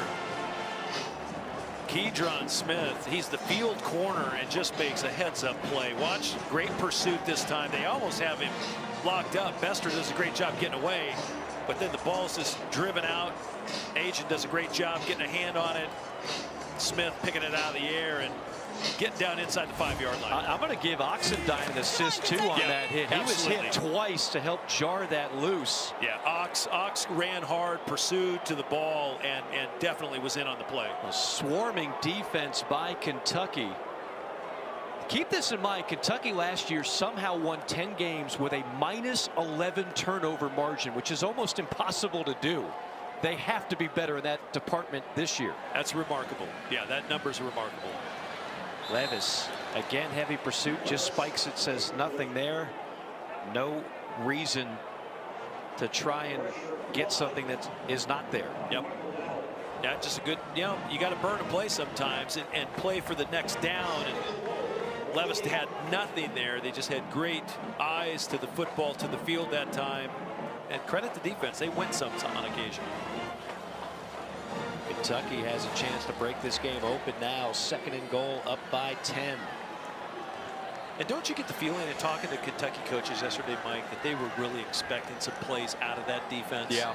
To get them the short field. No question.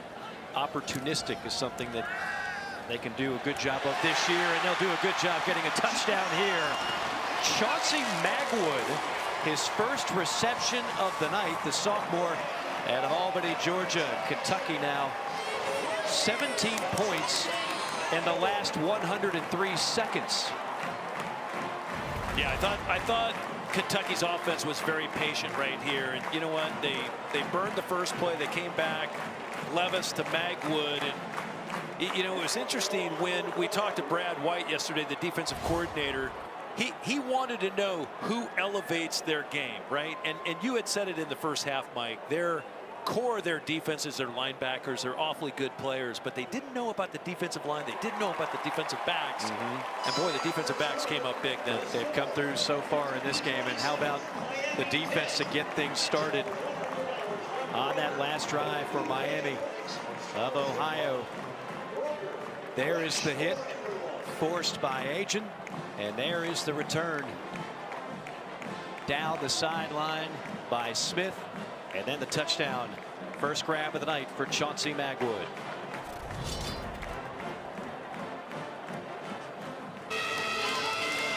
Kentucky now up by 17. Don't forget next weekend another triple header on the SEC network. Wake Forest, Vanderbilt, Georgia, Samford, Central Arkansas, Ole Miss. That'll be the nightcap on the SEC network. Mike Bork and Tom Ramsey back with you from Kroger Field in Lexington, which has been electrified by the last 103 seconds in which Kentucky was able to score 17 points. Here we go, 100. Let's do the math on this. It's 102, right? Yeah, 102. I think. I usually say 62. I do too. Bob is making me do math, and I don't want to do math tonight, Bob. It's always a math problem. It's more impressive when you do it in 62, which is what they've done. Yes. The defense has come alive here for Kentucky, as has the special teams, and now maybe it's Miami starting to feel the pressure. They were playing awfully loose in that first half. Things were going well, and now they're down. Well, and let's talk about this just for a moment. I look ahead. I know that Kentucky and the coaches don't look ahead, and the players. I look ahead. They have Florida at the Swamp next week. Yeah. And it's a huge SEC matchup. Billy Napier, the new head coach at Florida, they don't know exactly what they have. Nice run to the outside, still churning those legs, picking up a first down as Shelton before Valentine brings him down as we check in with Coley. Well, guys, this is certainly not the start of the second half that Miami wanted. In fact, head coach Chuck Martin told me that he was actually kind of expecting it. He said to me at halftime that Kentucky is an SEC team, and he really anticipated them having that SEC kind of play, that caliber play. He said that he knew that the Kentucky coaches were in the locker room telling their team that they've got to get it done. He knew that they were lighting into him. He said that this was a half that was going to establish what Kentucky was going to be able to do, and sure enough, we're seeing the Wildcats begin to flex that SEC muscle that Chuck Martin was anticipating. No question, Coley, and the third quarter has been off to about as good a start as you could possibly ask. That is the tight end, the very talented tight end, Jack Coldiron, all-MAC performer, down on the ground for Miami. Hopefully he will be okay. He's a big part of what they do on offense with Brett Gabbert. Mentioned the two injured backs coming back. Mac Hippenhammer had a terrific first half, the transfer wide receiver for Penn State. This is a big drive. I know it's early. We got a lot of time to play, but momentum has completely swung in favor of Kentucky. Miami now down by 17. Crowd's gotten into it. Kentucky feeling good about themselves. What do you do if you're Brett Gabbert and company to bounce back? Well, it hurts that you lose your tight end, Coldiron, that's for sure, because he's been a playmaker in the first half. But I think what Gabbert did good in the first half was spreading the ball around. He was very good on third downs. If he doesn't have a play, he's pulling the ball down and getting positive yards. And I think you still got to have some run game in there. But right now, Kentucky, their defensive line is really starting to flex their muscle, as Coley Harvey just told us. I think they're starting to get a little momentum on their side. On first down, swing pass, far side, and that'll pick up a couple. You mentioned that Florida game. When you think about all the things that Mark Stoops has changed. First of all, they hadn't had a 10-win season in 41 years. They've now had 2 in 4 years. They hadn't beaten Florida in the Swamp forever since the mid-'80s. They go down there a few years ago, they do it. Last year at home in a huge game, they beat Florida. Now they're trying to beat Florida in back-to-back years. I'm not sure when the last time that's happened, but I can tell you this, it's been a while. So there's a lot of firsts that have happened under head coach Mark Stoops. They'll try to put together another mammoth win. And when you talk about the race in the Eastern Division, as Gabbert lets loose, fires that one wide of the mark. Great coverage on the play by Andrew Phillips, the sophomore out of Malden, South Carolina. Everybody and their grandmother is going to pick Georgia, who was awfully impressive today, by the way, in Little Oregon in the East. But 2 through 5, 2 through 6, I think it's anybody. I mean, it's up for the taking. Whoever wins that Kentucky-Florida game, that's going to be my favorite. Well, and over on ESPN right now, Florida's leading Utah 14-13 by 1, because I'm a scoreboard watcher, and I always like to keep one eye on the scoreboard, one eye on the field. But, you know, big play for Miami right here. Pressure. Gabbert avoids it. Gabbert leaping and diving. He darn near got to the marker. What a tremendous play. Valentine had the pass pressure for Kentucky, and Gabbert had the presence of mind to turn on the Jets. And they're calling it fourth down. Remember what they did in the first half? They went for it on fourth, and they really had a quick count on the snap. Gabbert just does a great job. Avoids, I believe that's a corner or a safety that came off the edge there. Look who got him midair. Big Deion Walker, the true freshman, chasing him down. That's a heck of a play. Mosey, the lone back on fourth down. Gabbert out of the shotgun. Mosey gets the handoff and breaks a tackle past the 45 into plus territory, a first down, and a huge one, the play of the game maybe thus far for Miami.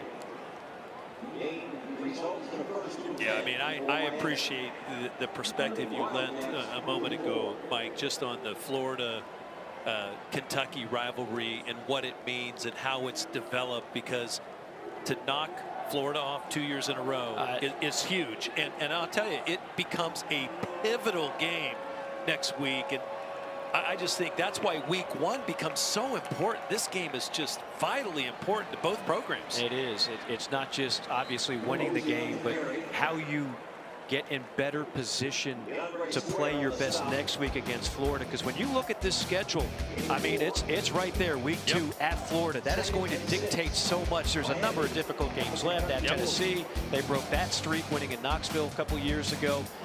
But I don't think you can say enough about how big that game will be on ESPN next week in the Swamp.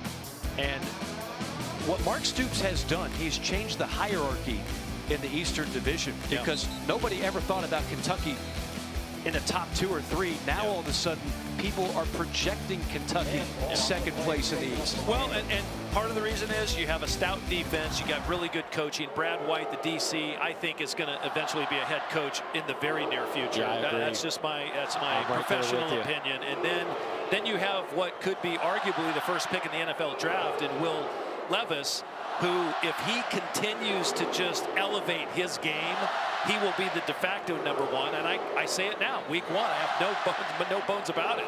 He's that good. Deep ball down the sideline, but 2 penalty flags are thrown. Now, I wasn't sure if that ball would even be catchable, but Hippenhammer was covered step for step, and Valentine might have gotten a little handsy on him. Yeah, you know what? It's really not. When the ball's uncatchable, I hate to see the flags come out. It looked uncatchable to me. Pass interference, defense number 0. 15-yard penalty, previous spot. Automatic first down. I thought he means 14. Yeah, he meant 14. Carrington Valentine is the defender. Gives him a push. That is as good a coverage as you can get without a flag. That's just not a good call. Yeah, I don't think. Here I am defending a defender again. You really changed. I know. You've really changed. Up a little bit. You have. I think, if anything, Hippenhammer was the more aggressive of the 2 on that route. So a break for Miami. Yep. Keeps the drive going here. 1st and 10 from the 25 of Kentucky.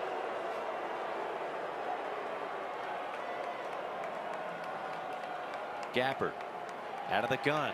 Steps up, rifles one complete at the 10. Perfectly thrown ball to Miles Marshall for the first down, a pickup of 15. Well, that's a nice timing route, getting the ball out to Marshall. I mean, without hesitation, the ball's in his hands.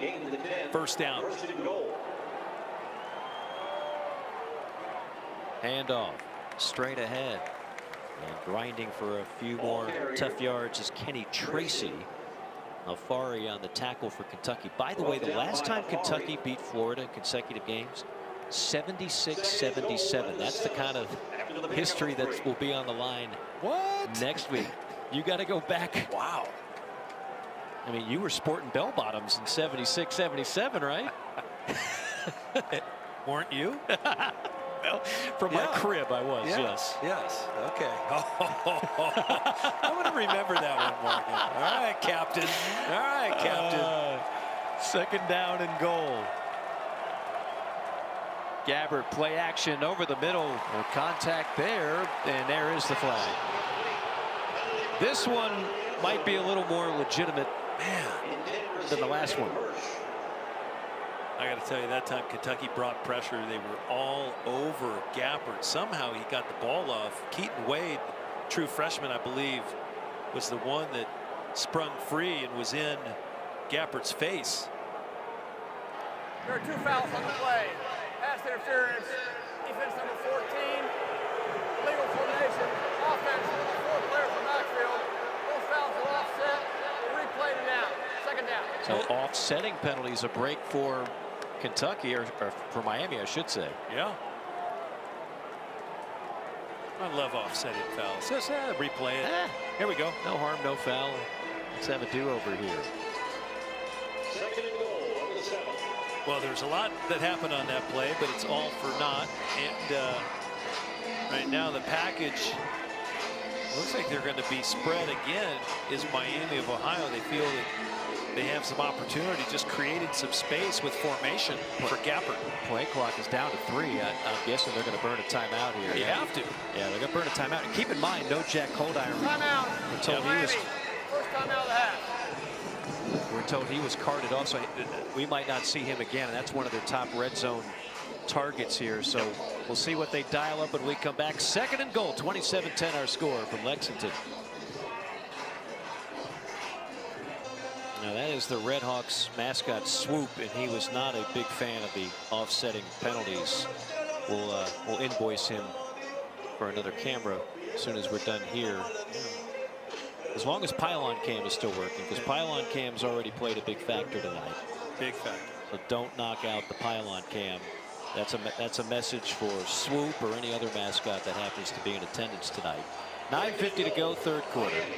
Kentucky up 17, an explosion of points coming off special teams and defense leading the way in this second half. Miami trying to respond in kind. Marching down inside the 10. It's Gabbert under center with Bester behind him. Gabbert rolling out right. Nobody open, and he will wisely throw it away. Ramsey, I'm looking down in that end zone, and I saw nobody with any separation. Do you know why? They ran the play, 3 wide receivers on the far hash. They ran into the short sideline. And I mean, I got to tell you, after a timeout, I just honestly, I don't understand why you'd run that play. Right. And just you got 18 people over there. Well, actually less, but they just do a great job. They had men downfield, so had it been complete, it would have been illegal man downfield too. So that it was just a disaster play by the Red Hawks. Well, and the disaster will continue. Offense number 75. 5-yard penalty. Remains third down. That's on the right guard, John Brecky. So you back up 5 more to make this even more complex. Yeah, just not a good two snaps in a row there for Miami of Ohio. But remember, they have a playmaker at the controls, Brett Gabbert. He's had a nice game so far. 11 personnel, and see if he goes to the wide side of the field this time. Hippenhammer is in the slot. That's been the top target. Gabbert pressured again. Gabbert, all he can do is run and just try and salvage the best of what is otherwise a tough play. Gets back to about the 10-yard line, but Miami will have to settle for 3 here, try to make it a 2-score game. He's a tough dude, man. I'm telling you, Brett Gabbert, he got blown up. He got blown up on that play, and he had nothing again. And Chuck Martin talked about his toughness, his competitive desire, just that he really just plays as hard as he can each time out. But that time, boy, he took a licking. Field goal is up and through for Graham Nicholson. So Miami does get some critical points. 2-score game. Brett Gabbert playing his heart out tonight, taking a whole lot of hits. Yeah, he gets hammered by a couple Wildcats here. You want to play quarterback in the SEC or against an SEC team? There you have it, J.J. Weaver.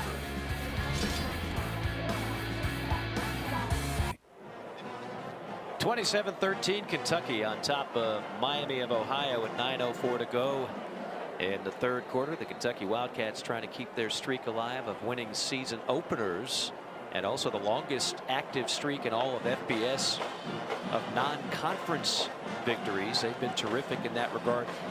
As we talked about with Mark Stoops, they don't blow a lot of people out. Like, they don't get a ton of style points. So the fact that this game has been competitive.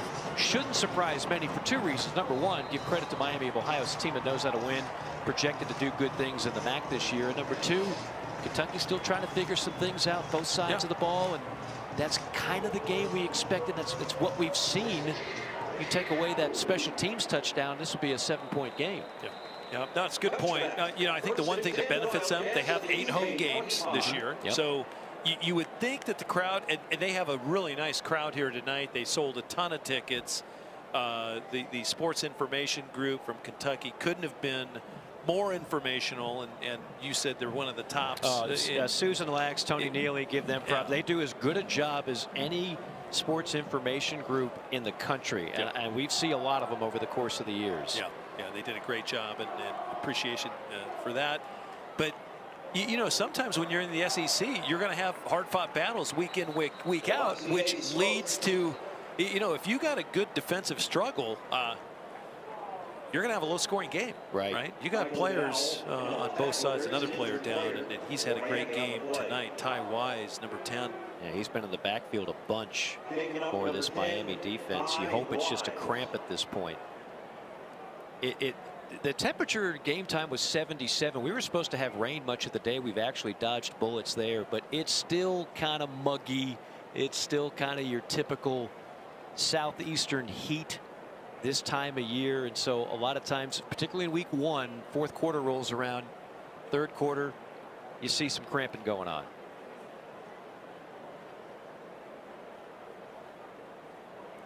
Coley never cramps. The man is impervious to pain and cramps, and he joins us now. Coley, what do you have? Well, guys, we were just talking about how muggy it's getting, and it has gotten muggier throughout this second half. It's gotten a little cooler, I will say, but the humidity is certainly high. I will point out on Miami's sideline, you had Sam Vaughn, who had a left knee injury. He has been taken in for further evaluation. Then the tight end, Jack Holdiron, was carted off from the sideline with what appeared to be a left ankle injury. They were working on that for him, but that's what we got right now. Coley, great stuff, and obviously Holdiron's a big loss for that Miami offense. And that's a good sign that Wise is up and moving rather well. They're going to need him defensively. Obviously, Miami's going to need some stops if they're going to have a chance of winning this game. He'll head to the locker room now, get tended to. Hopefully he'll be okay. And he's a transfer from Indiana, so he left Bloomington, but he's been had a really nice game tonight. He's put a lot of pressure on Will Levis. He's been a thorn in their side the entire evening. Of course, Will Levis is a transfer from Penn State, and they're awfully happy to have him here in Kentucky. We'll see what he does on this drive. On a 2nd and 6, it's Smoke. Smoke turns it upfield and is stopped right around the 35-yard line. And I think the challenge here right now, Mike, is on the offensive line and how they produce here in the second half. They got to establish the line of scrimmage. They got to get hats on defenders, and we heard it from Mark Stoops as he left the field in the first half that you know, he told Coley, hey, we got to be better in the run game, and it opens up their entire offense. 3rd and short. There's where that big frame of Will Levis comes in handy. Takes it himself. 6'3", 232 pounds. You and I chatted with him yesterday, and it looks like he just came out of a Mr. Olympia competition. I mean, quarterbacks are not normally built that way. No, he's jacked, and you know, interestingly, coming out of high school, you know, Xavier up in Connecticut, he had a few offers. They were Ivy League offers. I mean, it was like Harvard and Columbia, and all of a sudden, you know, he wanted to play big boy football, and I don't blame him. I mean, he's that talented, and so he ended up. Penn State offered late. He ended up going there. He kind of got stuck behind some folks. Interestingly enough, his freshman year, he was behind Trace McSorley. Penalty flag thrown at the 40 as the pass sails incomplete. Intended for Cummings. And if you want to play big time football, Penn State is, you're going to get some big time football. I loved his answer when we asked him. Defense number 6. 10-yard penalty to the previous spot. Automatic first down. It's Jaquez Warren, the nickelback for Miami. But we asked him, were you surprised that you didn't get more offers from big time programs? He said, guys, I'm from Connecticut, man. We don't get noticed a whole lot. And then we started asking about top players. I know you already knew most of these guys. Steve Young kind of tops that list. Orlovsky, of course, our own Dan Orlovsky, and Tyler Van Dyke, who they actually played football together and against one another throughout the prep circuit in Connecticut. They actually stay in touch with one another. They've become good friends. Van Dyke, the quarterback of the University of Miami, the South Florida version of Miami, and Van Dyke is expected to be one of the top quarterbacks in the ACC this year. Yeah, you want to know the other reason why Will Levis didn't get a lot of looks at D1 offers? He happened to be in the same recruiting class as Trevor Lawrence and Justin Fields. Yeah, well, that'll do it. So, you know, sometimes you're going to get overlooked, and those guys were arguably better at that stage of their career. But I will credit Will Levis for two things. One, he's very consistent, and he on a rollout, nobody there that time. Yeah, he finds an incompletion that time, but he has that competitive greatness. He wants to be better every day out and to get better. And the other thing he said, he wants his teammates, he wants to set you know, an example where his teammates buy in to how hard he plays. Yeah. And I thought for the betterment of a team that you couldn't ask for anything more. Be a thumb pointer, be the guy. He's not afraid to be a leader. He's not afraid to be local, you know, vocal. And you know, I just think when you shoot high, a lot of times you reach it. Yeah, and he's got those intangibles. A lot of those NIL deals, he's helping his teammates make some extra cash. Levis, can he get out of trouble here? He cannot. Swarmed under 3 white jerseys, knifing in, including Ryan McWood and Corey Suttle, the transfer from Iowa State. Yeah, McWood came from his inside linebacker spot that time on a blitz. Great eyes there, Mike. And I think what happened again, they have to get pressure. You see, he just ran kind of a stunt. Again, came free. He got to blow the whistle. Wollabah in there protecting his quarterback, doing a good job. But just great pressure plan again by the Redhawks. That's the 3rd sack on 3rd down for the Red Hawk D. And this will be the 2nd punt for Kentucky. It's Colin Goodfellow. He'll go. Looked like it was going to be rugby style. That one's going to hang up for a while and then take a Miami bounce before it detours out of bounds at the 37-yard line. So good field position for Miami. Down 2 scores with 5:46 to go, 3rd quarter. So there's Mark Stoops sitting on 59 wins. A win tonight would mean number 60.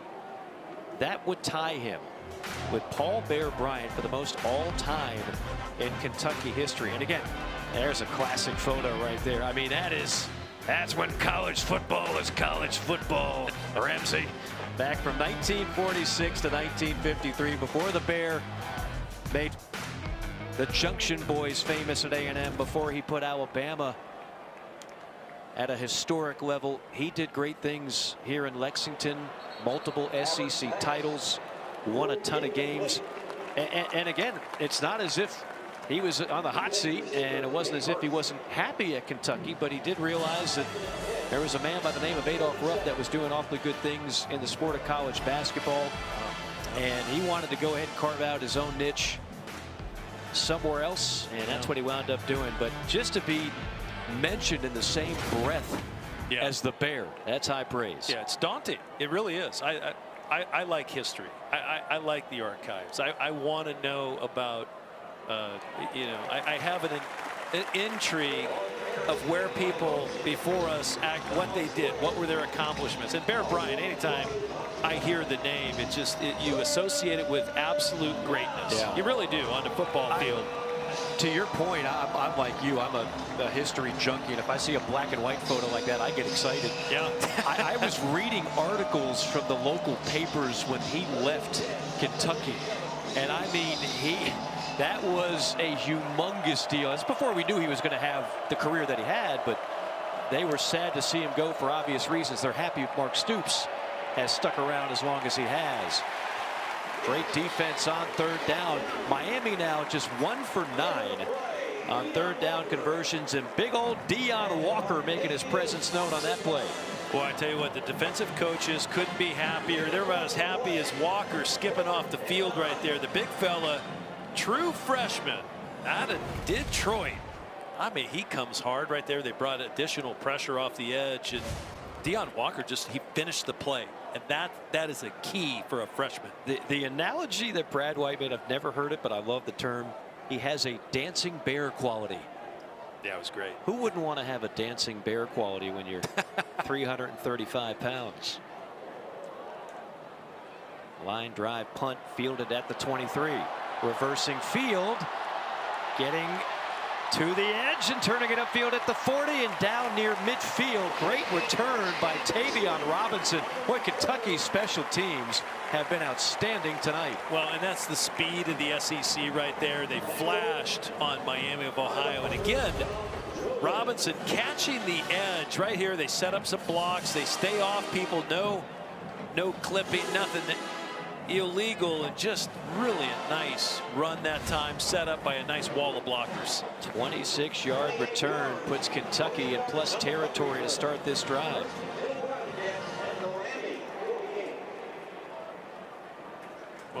Well, excuse me there, Mike. I think what you said earlier, you know, they don't play hurry up, so now it's time to burn some clock. Right. You know, be a little methodical, grind the team down if you can, but you got to be really good at the point, and the offensive line has to be at their best here. Third drive of the night to start at Miami territory. It's McClain on the carry. He's got the best hands of the running back room.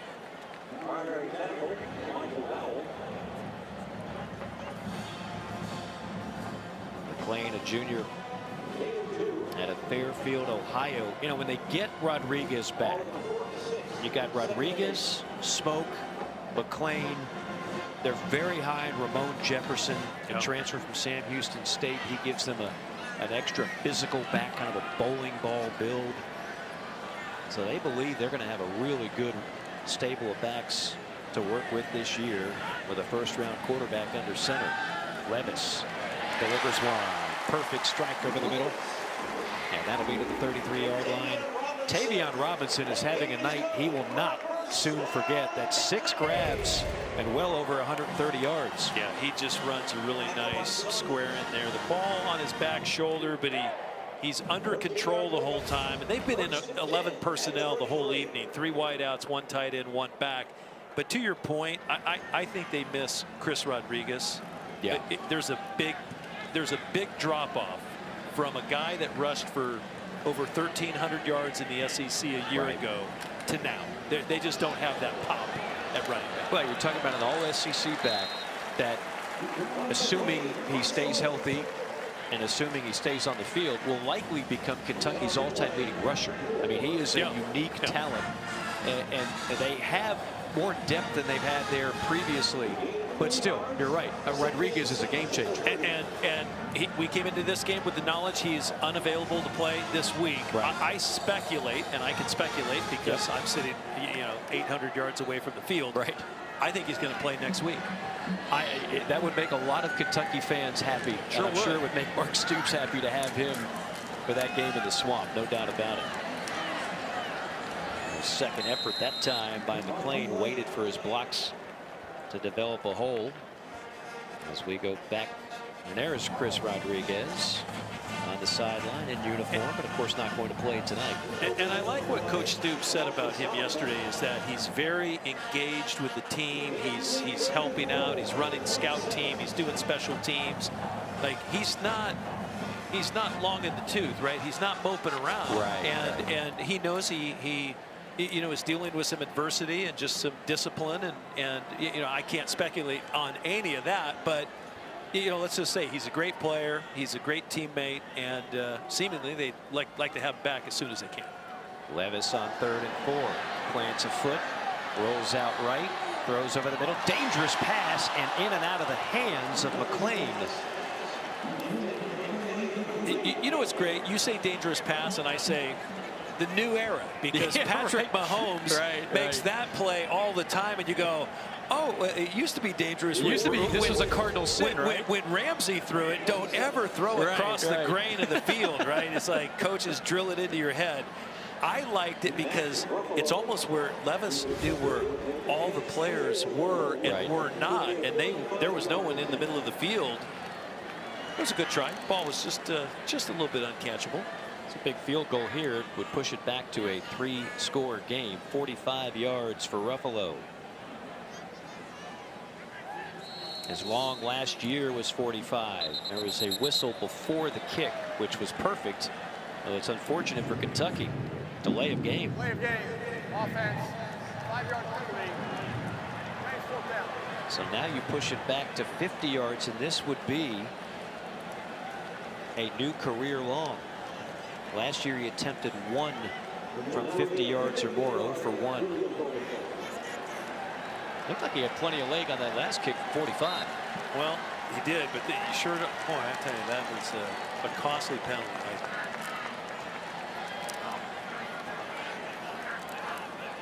Ruffalo, the senior.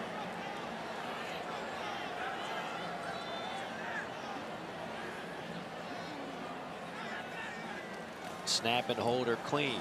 Kick is on the way. Kick is good. Another penalty flag, though. I think that's going to be offsides on Miami. They look like the end guy on the line might have jumped the gun just a 1 count. This will be a new career long for Matt Ruffalo. Offside. Defense number 6. Penalty is declined. Result of the play, successful field goal. And a big one at that, as Kentucky now has a 3-score lead with 1:09 to play in the 3rd quarter.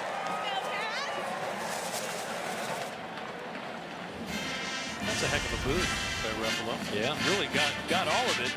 Timed it well, got the ball up. I mean, he drilled that.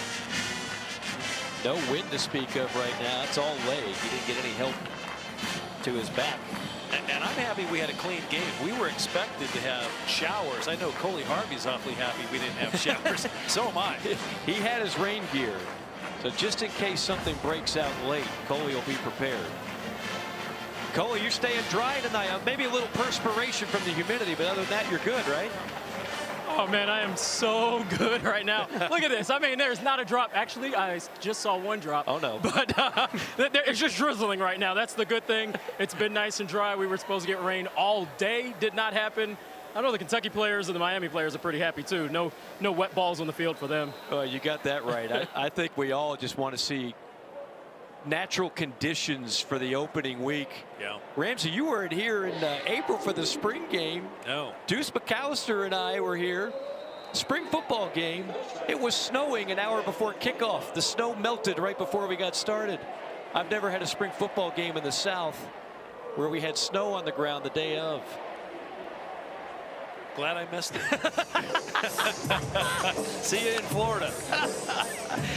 Next time that happens, I'll call you, arrange for a private plane to come on over to Lexington. You can give us a helping hand. All right, Miami needs a helping hand. Now this is starting to get away from the Redhawks. 30-13 our score, late 3rd quarter. Gabbert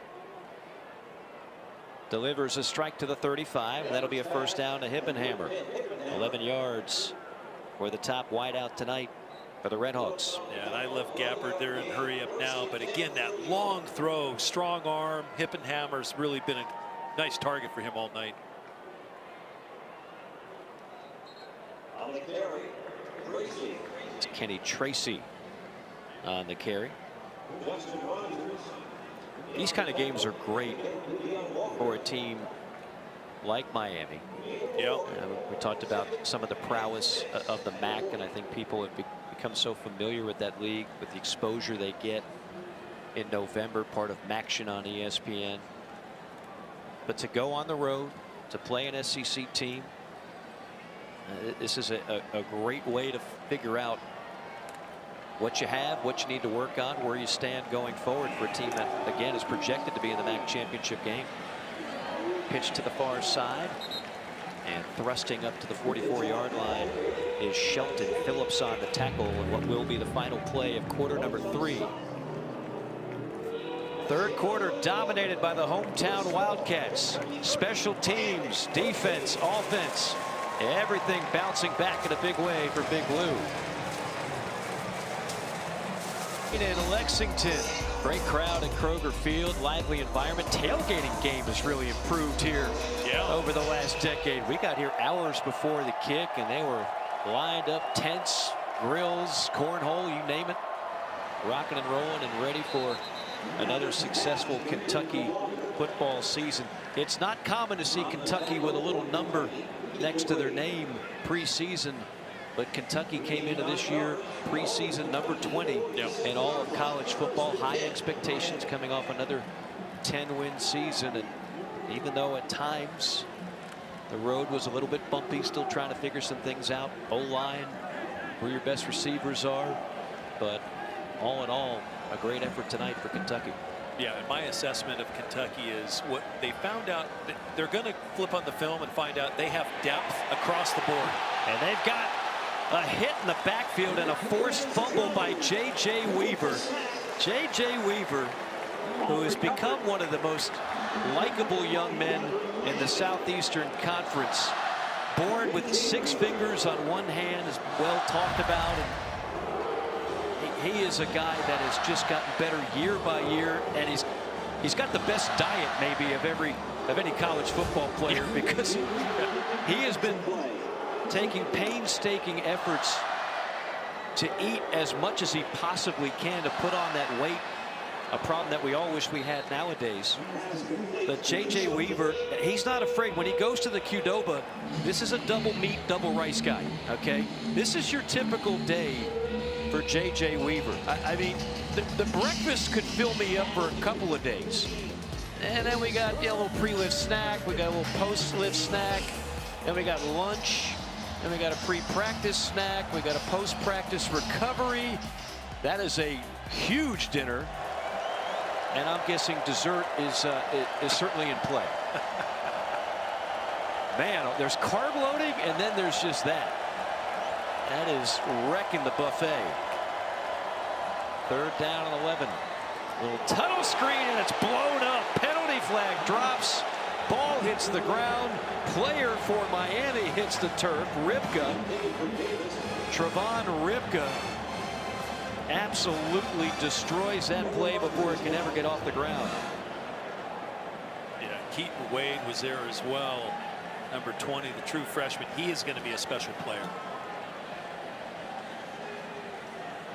Ineligible receiver downfield. Offense number 8. That penalty will be declined. It's 4th down. And take a look at how they pursued the football here and try to get that bubble screen, and then all of a sudden Wade comes flying up from his defensive back position. Ripka's well there, and I mean, that's just a jarring hit. Wow. You know what, going back to my observation, Kentucky learned something tonight. They have depth. I believe Brad White, the defensive coordinator, is going to be very happy. A lot of the young guys stepped up, and they flashed tonight. So he knows some guys can play, and they're going to have to play early and often. Robinson, boy, he's fun to watch in the return game. It has been all Kentucky for much of this second half. 30-13 our score.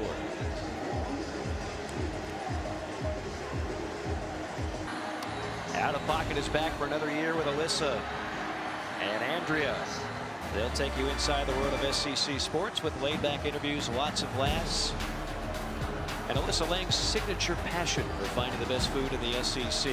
Wednesday at 7 o'clock Eastern time on the SEC Network. We found some good food last night. Now, we don't have, unfortunately, the same diet as J.J. Weaver. If we did, we would have ran up a monstrous bill at the local steakhouse, but we did okay nonetheless. Some good eats in these parts here in Lexington.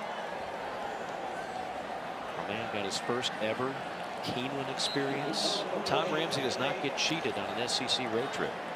No.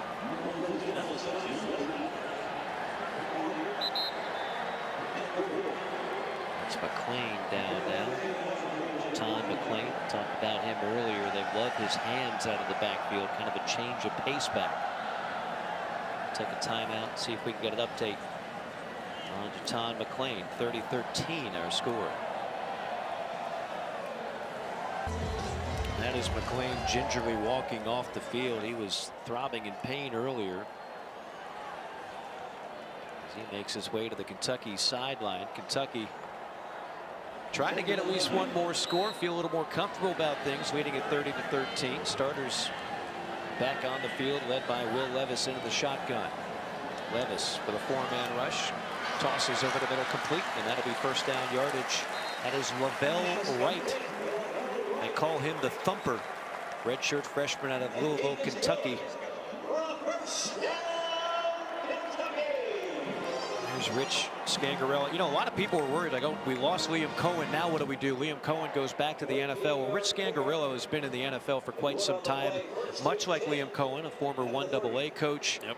Much like Liam Cohen, a guy that has developed a great reputation as a play caller and quarterback coach, and just a perfect fit for what Kentucky needed.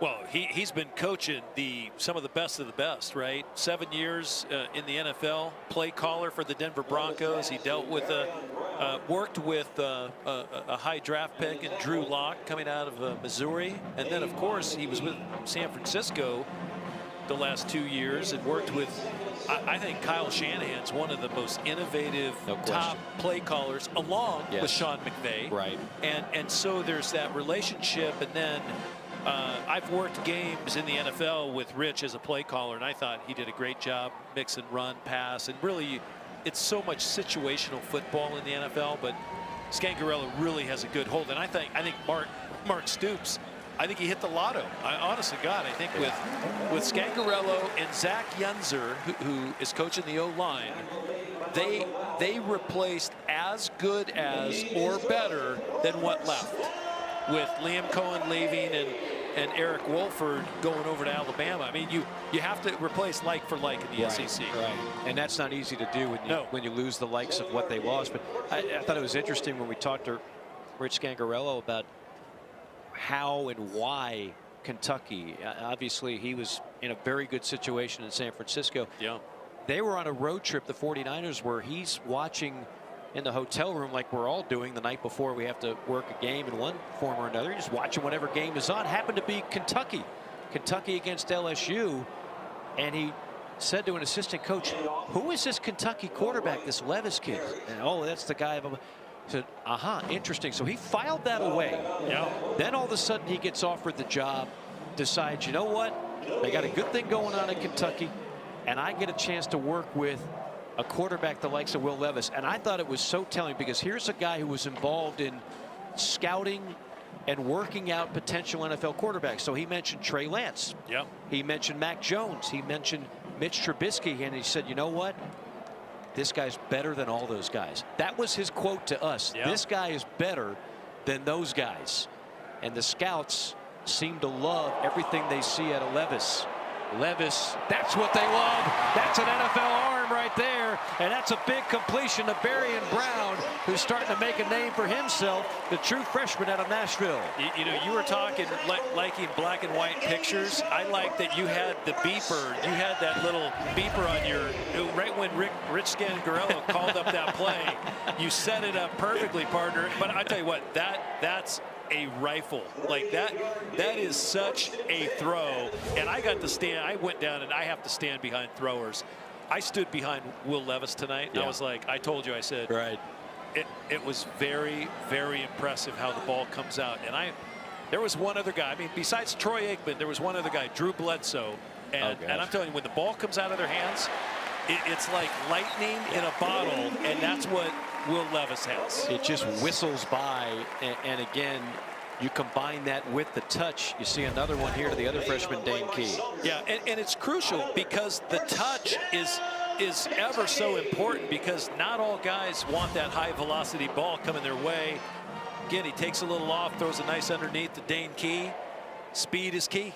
Yeah, speed is Dane Key, who has got a chance to be a force. His father played at Kentucky. Dane Key was all everything at Frederick Douglass High School in Lexington, hometown product. And they're going for Key on this play, and there's contact and a penalty flag.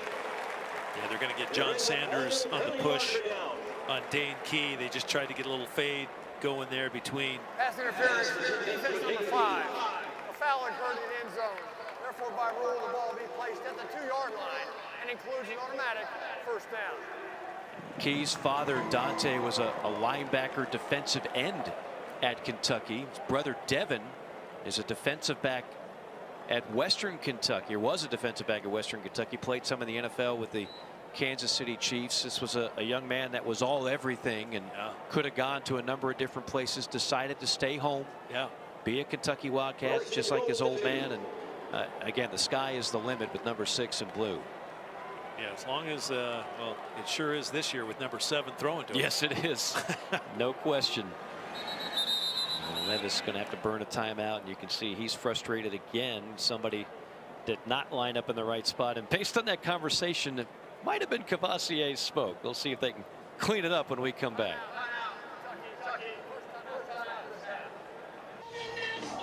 Well, tough love is still love, and sometimes when you're a quarterback and one of your teammates is not aligned properly, you got to give a little piece of your mind. And that's what happens here. Yep, and I think, you know, here is where Levis shows his leadership, comes over and says, hey, man, you know what? It's all right. We'll get it fixed. We'll get lined up. And Scangarella's right there. And I think that's what builds character. That's what builds the nucleus of a great team. Right. It's effective communication. It's always that time of year where I feel obligated to point out no preseason in college football, right? You can't work those things out in a preseason game. See what they work out here on 1st and goal. Out of the gun, Levis. Fakes it to Smoke, tosses, and a little high. Intended for Justin Dingle. A little high and a little hot. So this is the one, you know, Dingle, you know, he's a guy that's a H-back. They're going to tag the Wildcats for having 4 men in the backfield, but Dingle was lined up in the backfield. He came out, but he's an H-back kind of fullback guy. You got to throw a soft ball to him, right? That's the one key there. And I'm sure if Levis, he'll watch the film and go, oh yeah, need to take a little more off it. So now 2nd and goal, and that'll back it up to the 7. Smoke the lone back. Levis. Smoke is open. Cavassier tiptoes and cannot stay in bounds. He's out of bounds at the 1-yard line. Yeah, he makes the catch, and I wasn't even sure he came down in bounds. We'll have a good look at it here. Throws just a quick arrow route. Yep. So Smoke just didn't realize he was so far wide and was able to make the catch, get a foot down, and step out at the 1. Another cameo from Pylon Cam. Almost 6 points. 3rd and goal from the 1. Staggered eye. Levis looking to throw. Missiles one. Complete. Touchdown. Dane Key. Talk about threading the needle. 3rd touchdown pass of the night for Will Levis, and a memorable reception for Dane Key. He'll hold on to that football. Well, and it was interesting. That was 3rd down, and they were 2 of 7 on 3rd down tonight. And last year they converted 3rd downs a little over 50%, but Dane Key does a nice job. He just runs kind of they call it just a pylon route, truly, just to push up and then come back, and the ball's going to be delivered right at the corner of the end zone. And Key used his body. I thought he did a nice job in the throw again, right? Very accurate, very accurate. First career touchdown reception for Dane Key, the first of what he and the Kentucky faithful hope will be many scores in a Kentucky uniform. Well, credit Rich Scangarello. That drives some great play calls, and I believe he really wanted to get his quarterback. The young freshman from Lexington, Dane Key.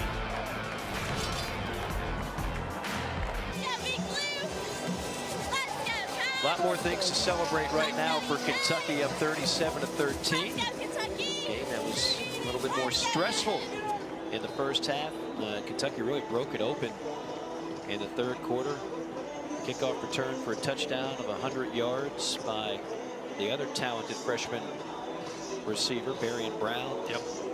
Also had a big turnover on the defensive side in plus territory, and that helped take some of the pressure off Will Levis in this offense, which is again playing without all SEC tailback Chris Rodriguez, and still weaving a couple of freshmen into the lineup. And so I think all things considered, you know, we always judge these kind of games, Tom, not just on win-loss, but style, right? Yeah, you have to. It's a bit of a beauty contest, and I've done enough games here in the early part of the year where Kentucky has struggled to get the style points. They always pick up the win, but they struggled a bit. I think tonight they picked up some style points. I think tonight there's a lot to feel good about going into a huge clash next week against Florida.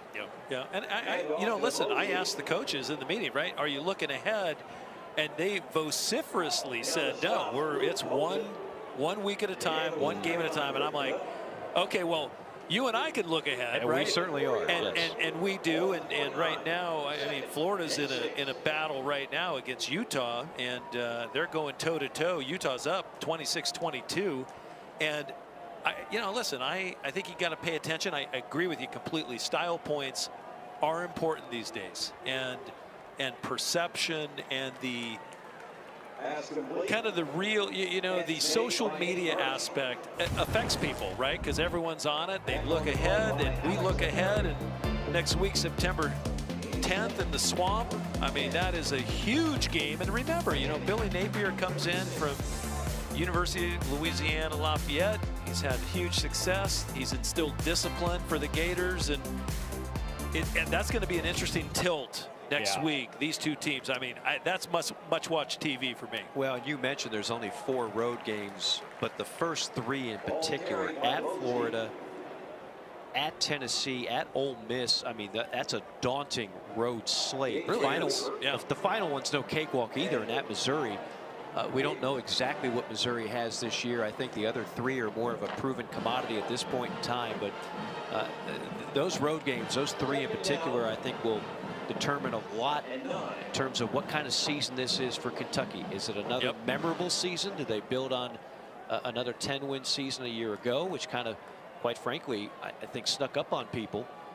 Or do they take a minor step back because the SEC is so deep this year? I think it'll be very interesting to see. And, you know, the other thing about it is, and Coach Stoops was very upfront about it, the way they design things, it's almost like early Nick Saban. Nick is kind of metamorphosized into more of the modern day, but they don't get a lot of possessions. If you're Will Levis, you're not going to put up eye-popping numbers. No. It's more about efficiency. It's more about making winning plays, and they have had an incredible knack of winning one-score games in the fourth quarter. That has been a staple of Mark Stoops' Kentucky teams. Yeah, and you pointed it out early in the ball game, right? They won 10 games a year ago, and they were minus 11 in the turnover category at a whopping number 128 in the NCAA. I mean, you're almost dead last, right?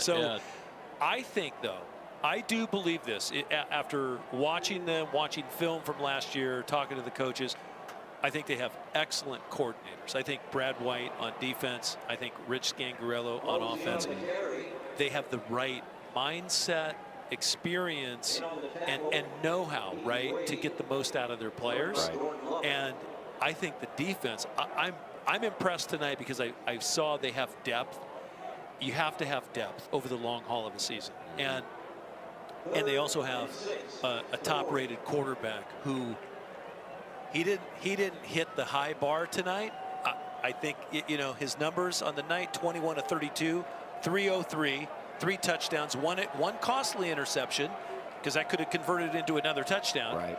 But what did I say yesterday? I said, listen, if he throws for 120 yards and they win, he might still be a really top-tier quarterback. Sure. But the fact he went over 300, everyone's going to pay attention to that. And then next week's game becomes more important, because if they get over the hump, that's going to be impressive for the league race. Well, and if he shows out in that game, that'll just be another. I mean, really, you got 2 quarterbacks. Anthony Richardson is very high on a lot of people's lists for Florida, It's a very deep year for quarterback play in the SEC. Hendon Hooker. Yep.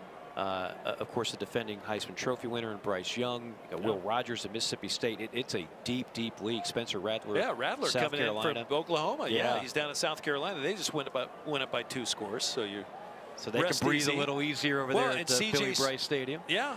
And we were talking a moment ago about Notre Dame on off camera, but I was just like, Notre Dame is just always factoring in, right? Just in the national picture. They just do.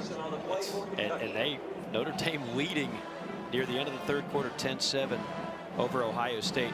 I think you're spot on about Brad White. I can't imagine he's not going to start fielding coaching offers out there. If they win 10 games, here's my prediction. They win 10 games this year, he'll get a big fat job somewhere. Yeah. And I don't know where, but it'll be awfully enticing to him. And I don't know if well, I don't want to go that far. But there he is right there. Brad White does a great job, and he's dialed in. He spent 6 years in the NFL with Chuck Pagano at the Indianapolis Colts, and he just said he learned so much football in that environment. And he coached some pretty good guys too. And I think when coaches have that NFL layer and they come back into the college game, they just can impart so much knowledge to these young players. No doubt.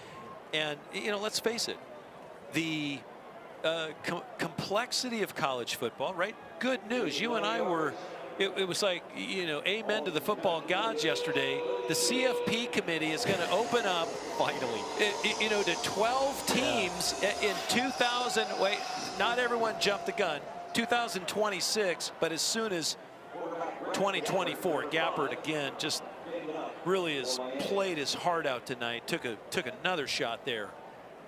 Yeah, all of a sudden this Kentucky defense has been pinning its ears back. By the way, we should mention no Jordan Wright tonight. They hope to have him back soon. Jordan Wright, another standout linebacker to go along with DeAndre Square, Jaquez Jones, and J.J. Weaver. That is one of the top linebacking cores in the SEC, if not the country. They are going to be causing havoc for a lot of offenses, particularly when they're at full strength. Well, and what they found out tonight, Keaton Wade, the true freshman out of Tennessee, he's a thumper. Right. I just watched him run around yesterday during the walkthrough, and then he showed up tonight too. He's an impressive young man and a really, really heady player. Looks like it's going to be another good year for the Kentucky defense in 2022. It's a 3rd and 2, and Miami's got to go to the backup quarterback. And that pass will fall incomplete. It is Avion Smith, the freshman out of Lexington, South Carolina, having to come in as Gabbert got hobbled on the last play. I loved what Brad White told us yesterday when I said, hey, you guys are, kind of stemming and moving around quite a bit before the snap of the ball. He said, hey, we're always changing the target because if you stay static, you become the target. That's and right. I'm like, wow, man. And that's the NFL game, right? You're never going to line up. A 3-tech is never going to line up the same shade every time because you're going to get pummeled. So they're always stemming, moving right before the snap of the ball, and just creating more difficult for the offensive lineman to find. A nice conversion on 4th and short by the backup quarterback. Hippenhammer, who's destined to have another great year in the MAC this season. The former 2 sports star at Penn State, former shortstop of the baseball team. Yeah, Smith delivers the ball, gets the ball out. And Hippenhammer, boy, you said he was a shortstop and just great hands. So it looks like Mark Stoops is going to tie the Bear, pick up number 60 with this win over Miami of Ohio. The first of the 60 wins came against Miami of Ohio. Full circle. Hey, and there's Mike Stoops, his brother right there, sending players in. Mike, of course, with the white visor. They got to work together at Arizona. They did. I used to call their games out west, and Mike, I tell you what, he had some talent. The Stoops brothers can recruit. Oh, they bring some guys in. Heck of a coaching family. Of course, Bob became the first well-known commodity with the great job he did first as a defensive coordinator at Florida, helping Steve Spurrier win a national title, and then the great job he did at Oklahoma winning a national title. And most famous for picking off a Tom Ramsey pass years ago at Niles Kinnick Stadium in Iowa, and one of the longest days of my life. And that was He happened to have Andre Tippett on his team too, so that was. And Tip and I were teammates years later in New England. But when Tip hurdled my 245-pound fullback, I was like, yeah, I think this is a little different ball here. Yeah. A third down and long. Smith running for his life, taking a shot behind the line of scrimmage. You know what we've witnessed tonight, Mike? The Kentucky defense has gained confidence throughout the game. Yeah. And you know, Brad White wondered who was going to show up, who was going to elevate their game. I think they have some guys that definitely have elevated. Well, you know, they lost a great one in Pascal. Josh Pascal, was a second-round draft pick, now in the NFL. And I think a lot of people, when they were sizing up this Kentucky defense, saw some of the losses in the secondary. They saw the loss of Pascal, and I said, I don't know. Love the linebackers, but then what? Well, the then what has looked pretty good tonight. The secondary, I think, has a chance to be awfully strong this year.